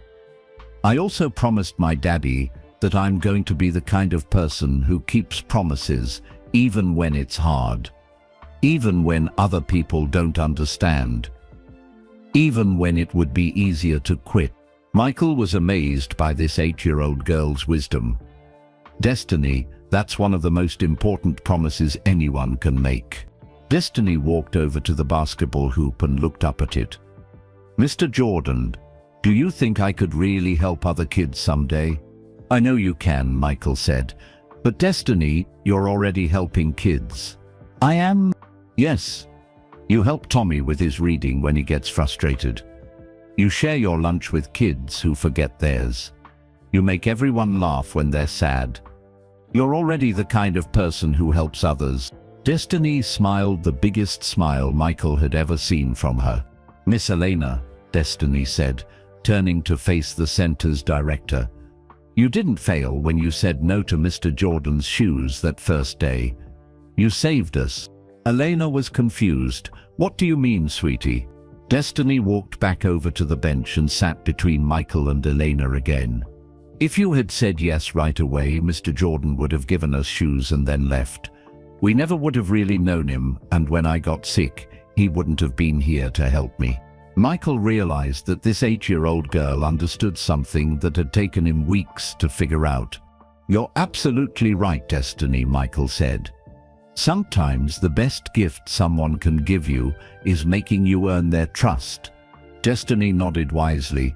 My daddy used to tell my grandma that the best things in life are worth waiting for. I think he was talking about people like you, Mr. Jordan, and people like you, Miss Elena.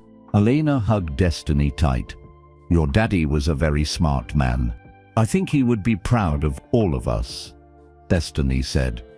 He would be proud that his daughter has friends who really care about her.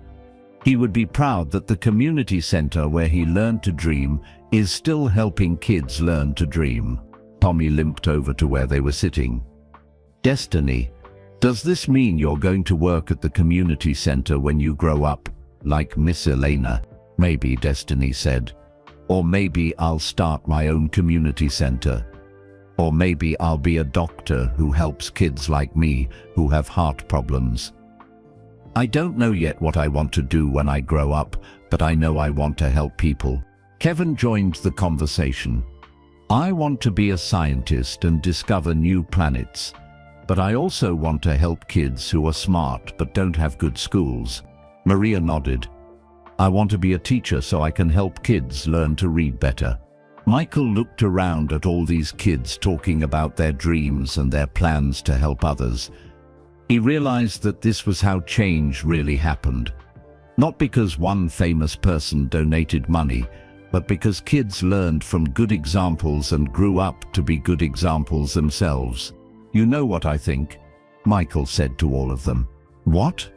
they asked. "I think your daddy is watching all of this, Destiny. And I think he's very proud that his little girl is already thinking about how to help other people. I think he's proud that his community center is raising a whole generation of kids who want to make the world better." Destiny stood up and walked to the middle of the basketball court. She picked up the old basketball and held it close to her chest. "Daddy," she said, looking up at the sky, "I promise I'll keep working hard. I promise I'll be kind to everyone. I promise I'll never forget that you and Mr. Jordan taught me to never give up on my dreams. And I promise that someday I'll help other kids the way Miss Elena and Mr. Jordan helped me." Then Destiny shot the basketball toward the hoop. It went in with a perfect swish. All the kids cheered. Elena wiped tears from her eyes. Michael felt his heart fill with more happiness than any basketball game had ever given him. As the sun set over Riverside Community Center, Michael realized that Destiny was right about everything. Elena's no hadn't been a rejection. It had been the beginning of something beautiful. And Destiny Williams, the little girl with cardboard in her shoes who had just promised to spend her life helping others, was going to make her father's dreams come true in ways he never could have imagined.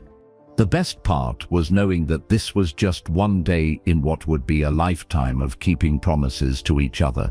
6 months later, on a warm spring morning, Michael Jordan pulled into the parking lot of Riverside Community Center, carrying something special. But this time, it wasn't shoes, it was a letter. Elena met him at the front door with a curious smile. "What do you have there?" "Something I've been working on," Michael said. "Something that's going to make sure places like this never have to worry about closing again." They walked inside together, where all 40 kids were eating breakfast before school. Destiny was there, completely healthy now, helping serve orange juice to the younger kids. Tommy was reading a book out loud to a group of first graders. Kevin was explaining science to anyone who would listen. Maria was braiding another girl's hair. "Kids," Elena called out, "Mr. Jordan has something to share with us." All the children gathered around Michael in the main room. He sat down in the middle of them, just like he had done dozens of times over the past 6 months. "I want to tell you about something I've been working on," Michael said. "But first I want to ask you a question. What's the most important thing about this community center?" Tommy raised his hand. "That Miss Elena takes care of us every day." "That's right," Michael said. "What else?" Kevin spoke up, "That it's a safe place where we can learn and play." "Good. What else?" Destiny raised her hand. "That it helps kids like my daddy when they need somewhere to belong." "Perfect. And, Maria?" "That it teaches us to help each other and work hard for our dreams." Michael nodded. "You're all exactly right. This place is special because it gives kids like you a chance to grow up strong and smart and kind. It helps you believe in yourselves and your dreams."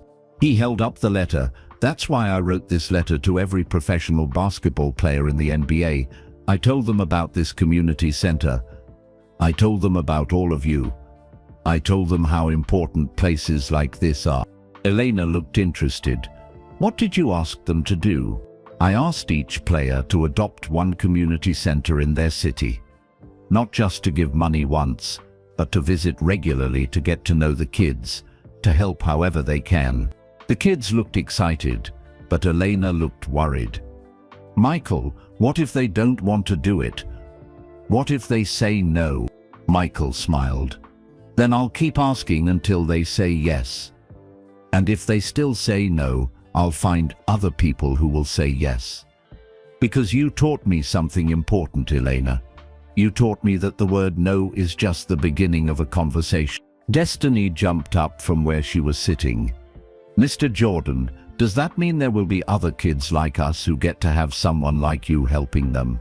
That's exactly what it means, Destiny. And not just basketball players. I've also written letters to football players, baseball players, soccer players, and famous people who don't play sports at all. Michael pulled out another paper from his pocket. But there's something even better. I've set up a foundation that's like a big savings account that will give money to community centers all over the country. The money will make sure they can stay open and help kids no matter what happens. Elena felt tears starting in her eyes. Michael, that's incredible. How much money? $10 million to start. But it's going to grow bigger every year because I'm putting part of everything I earn into it. All the kids cheered. But Michael held up his hand because he wasn't finished. There's more. The foundation isn't just going to give money to community centers. It's also going to help kids like Kevin get into better schools, and help kids like Maria go to college, and help kids like Tommy get the support they need at home. Tommy looked amazed. Really? You would do all that for kids you don't even know? Tommy, I've learned something important. Every kid deserves what you kids have here. Every kid deserves adults who believe in them and fight for them and never give up on them. Michael looked at Elena. And every kid deserves to meet someone like Miss Elena, who will say no to the easy answers and yes to the hard work. Elena was crying now, but they were happy tears. Michael, I can't believe you're doing all this. I'm not doing it alone, Michael said. I'm doing it with all of you. Because you taught me what really matters. Destiny walked over and sat next to Michael. What did we teach you? You taught me that being a real hero isn't about what you can do on a basketball court. It's about whether you show up for people who need you, especially when nobody's watching. Michael looked around at all the kids. You also taught me that giving someone something once doesn't help them, but caring about them every day can change their whole life. Kevin raised his hand. Mr. Jordan, will you still come here every Tuesday and Thursday, even though you're helping other kids now too? Kevin, I made a promise to you guys, and you've taught me that promises are meant to be kept, no matter what else happens in your life. Maria smiled. So we're still your family? You're always going to be my family, Michael said. Lena is always going to be my family. This place is always going to be my second home. Just then, there was a knock at the front door. Elena went to answer it and came back carrying 3 familiar white boxes. Look what someone left on our doorstep, she said with a mischievous smile. The boxes had Nike logos on them, just like the ones Michael had brought 6 months ago. Michael looked surprised. I didn't bring those. Elena opened the first box. Inside were brand new sneakers, all different sizes, just like the ones Michael had originally tried to give them. There was a note inside. For the kids at Riverside Community Center. From someone who learned that the best gifts are the ones you earn. A friend. All the kids looked at Elena, waiting to see what she would say. Elena looked at Michael, then at the kids, then at the beautiful new shoes. You know what? Elena said. I think we can accept these now. The kids erupted in cheers. They tried on the shoes, and miraculously, they all fit perfectly. Destiny laced up her new sneakers and stood up. Miss Elena, these are the most beautiful shoes I've ever seen. But you know what? What, sweetie? They're not the most important gift we got. What was the most important gift? Elena asked. Destiny looked at Michael, then at Elena, then at all her friends trying on their new shoes. The most important gift was learning that some people really do keep their promises, and that sometimes when someone says no to you, it means they care about you too much to let you settle for something small when you deserve something big. Michael felt his heart get so full he thought it might burst. Destiny Williams, he said, you are going to change the world someday. We all are, Destiny said, looking around at her friends. Because we learned from the best teachers. As the kids ran outside to play basketball in their new shoes, Michael and Elena stood by the window watching them. "Do you think we really made a difference?" Elena asked. Michael watched Destiny teaching Tommy how to dribble, and Kevin reading a book to Maria, and all the other kids playing and laughing and believing in their dreams. "Elena," he said, "we didn't just make a difference. We started something that's going to keep making a difference long after we're gone." "How do you know?" Michael pointed to Destiny, who was now showing a new kid how to shoot baskets. "Because look at them. They're already teaching other kids what we taught them. They're already keeping the promise alive." And he was right. This was just the beginning of something beautiful that would last forever. 10 years later, on a sunny Tuesday afternoon, 18-year-old Destiny Williams walked through the doors of Riverside Community Center. She was wearing her high school graduation cap and gown, and in her hands was a full scholarship letter to college. The community center looked almost the same as it had when she was 8, but there were some wonderful changes. The basketball court had new hoops that actually had nets. The playground had safe, colorful equipment. The walls were freshly painted and covered with photos of kids who had grown up there and gone on to do amazing things. And there in the middle of it all was Miss Elena, now 44 years old, but still taking care of kids with the same love and energy she had always had. "Miss Elena," Destiny called out, running over to hug her. "Destiny, I'm so proud of you," Elena said, squeezing her tight. "Valedictorian of your high school class. College scholarship. Your father would be so proud." "He is proud," Destiny said with a smile. "I can feel it." Just then, Michael Jordan walked in carrying a basketball. He was older now, with some gray in his hair, but he still came to the community center every Tuesday and Thursday, just like he had promised 10 years ago. "There's our college girl," Michael said, giving Destiny a big hug. "Mr. Jordan, you came to my graduation," Destiny said happily. "I wouldn't have missed it for the world, but I have to ask, what are you going to study in college?" Destiny grinned. "Elementary education and social work. I want to become a community center director just like Miss Elena." Elena felt tears of joy in her eyes. "Destiny, that's wonderful. But that's not all," Destiny continued. "I also want to start a program that helps kids whose parents have died, like my daddy did. I want to make sure they know they're not alone." Michael felt that familiar warmth in his chest that he always got when these kids talked about their dreams to help others. "Speaking of helping others," Michael said, "I have some news to share with both of you." "What kind of news?" Elena asked. "The Jordan Foundation has now helped over 500 community centers across the country, and we've sent over 2,000 kids to college." Destiny's eyes got wide. 2,000 kids. 2,000 kids who might not have had the chance otherwise, Michael said proudly. "Kids just like you."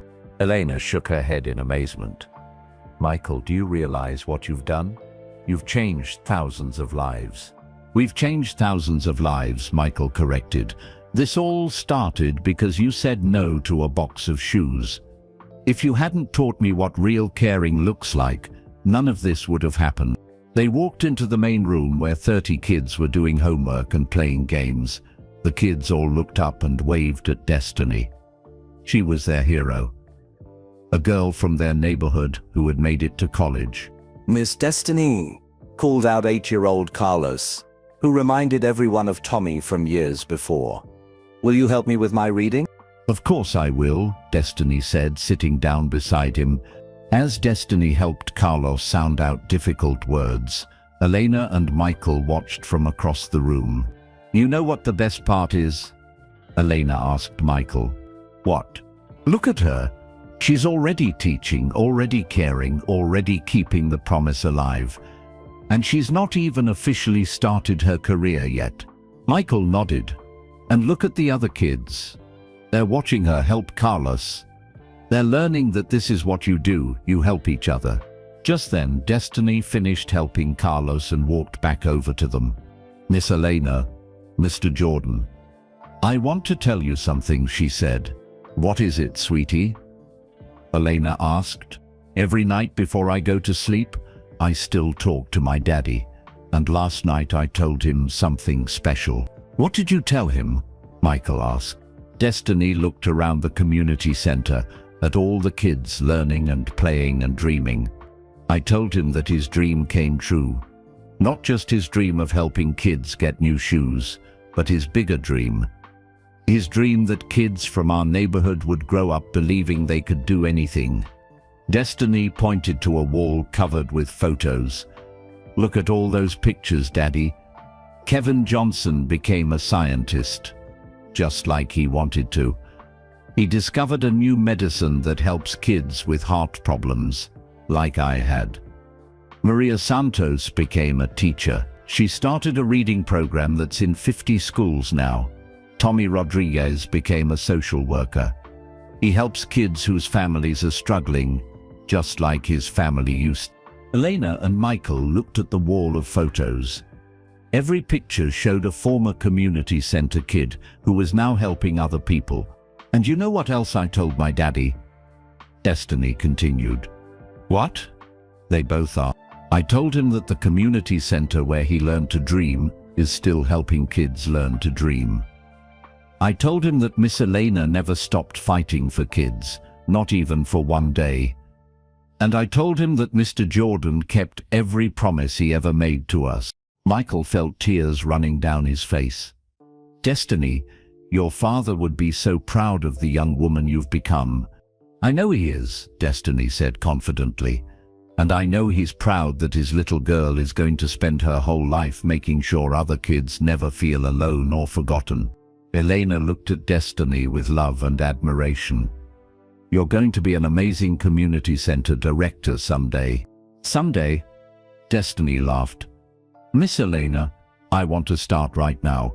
Can I volunteer here this summer before I go to college?" "You want to spend your summer vacation working with little kids?" Michael asked, amazed. "Mr. Jordan, this isn't work. This is family. This is home. This is where I learned that dreams come true when people care enough to make them come true." As the afternoon went on, Michael and Elena watched Destiny help kids with homework, play basketball with them, and listen to their problems with the same patience and love that Elena had always shown. "She's ready," Elena said quietly to Michael. "Ready for what?" "Ready to carry on what we started. Ready to be the next generation of people who will never give up on kids who need someone to believe in them." Michael looked at 18-year-old Destiny teaching 8-year-old Carlos how to tie his shoes, and he realized that this was how change really worked. Not because one person did one big thing, but because one person inspired another person, who inspired another person, creating a chain of caring that would never end. "Elena," Michael said, "we did it." "Did what?" "We kept our promise. We showed up every day. We stayed when things got hard. We taught these kids that they matter." Elena smiled, "And now they're going to teach other kids the same thing." As the sun set over Riverside Community Center, Michael Jordan, Elena Ramirez, and Destiny Williams sat on the same front steps where they had argued 10 years ago about a box of shoes. But they weren't the same people anymore. Michael had learned that being truly great meant lifting other people up. Elena had learned that accepting help didn't make her weak. It made her stronger. And Destiny had learned that her father's love lived on in every life she touched. "You know what I think?" Destiny said, looking up at the sky. "What?" Michael and Elena asked together. "I think my daddy is smiling right now. I think he's proud that his dream didn't end with him. I think he's happy that it's just beginning with all of us." And somewhere in heaven, Darren Williams smiled as he watched his daughter, his community center, and his hero continue the work he had started. The work of making sure every child knows they matter, they belong, and their dreams are worth fighting for. That's how a simple no became the most important word Michael Jordan ever heard. Elena's rejection wasn't cruelty, it was love refusing to settle for anything less than real commitment. And from that painful moment grew a lifetime of promises kept and thousands of lives changed. Let us know in the comments where you're listening from. We love hearing from our amazing community around the world. If this story touched your heart, please hit that like button and subscribe to help us spread more stories of kindness and hope. And don't miss the incredible video appearing on your screen right now. It's another amazing story that will restore your faith in humanity. Click on it and let's continue this journey of inspiration together.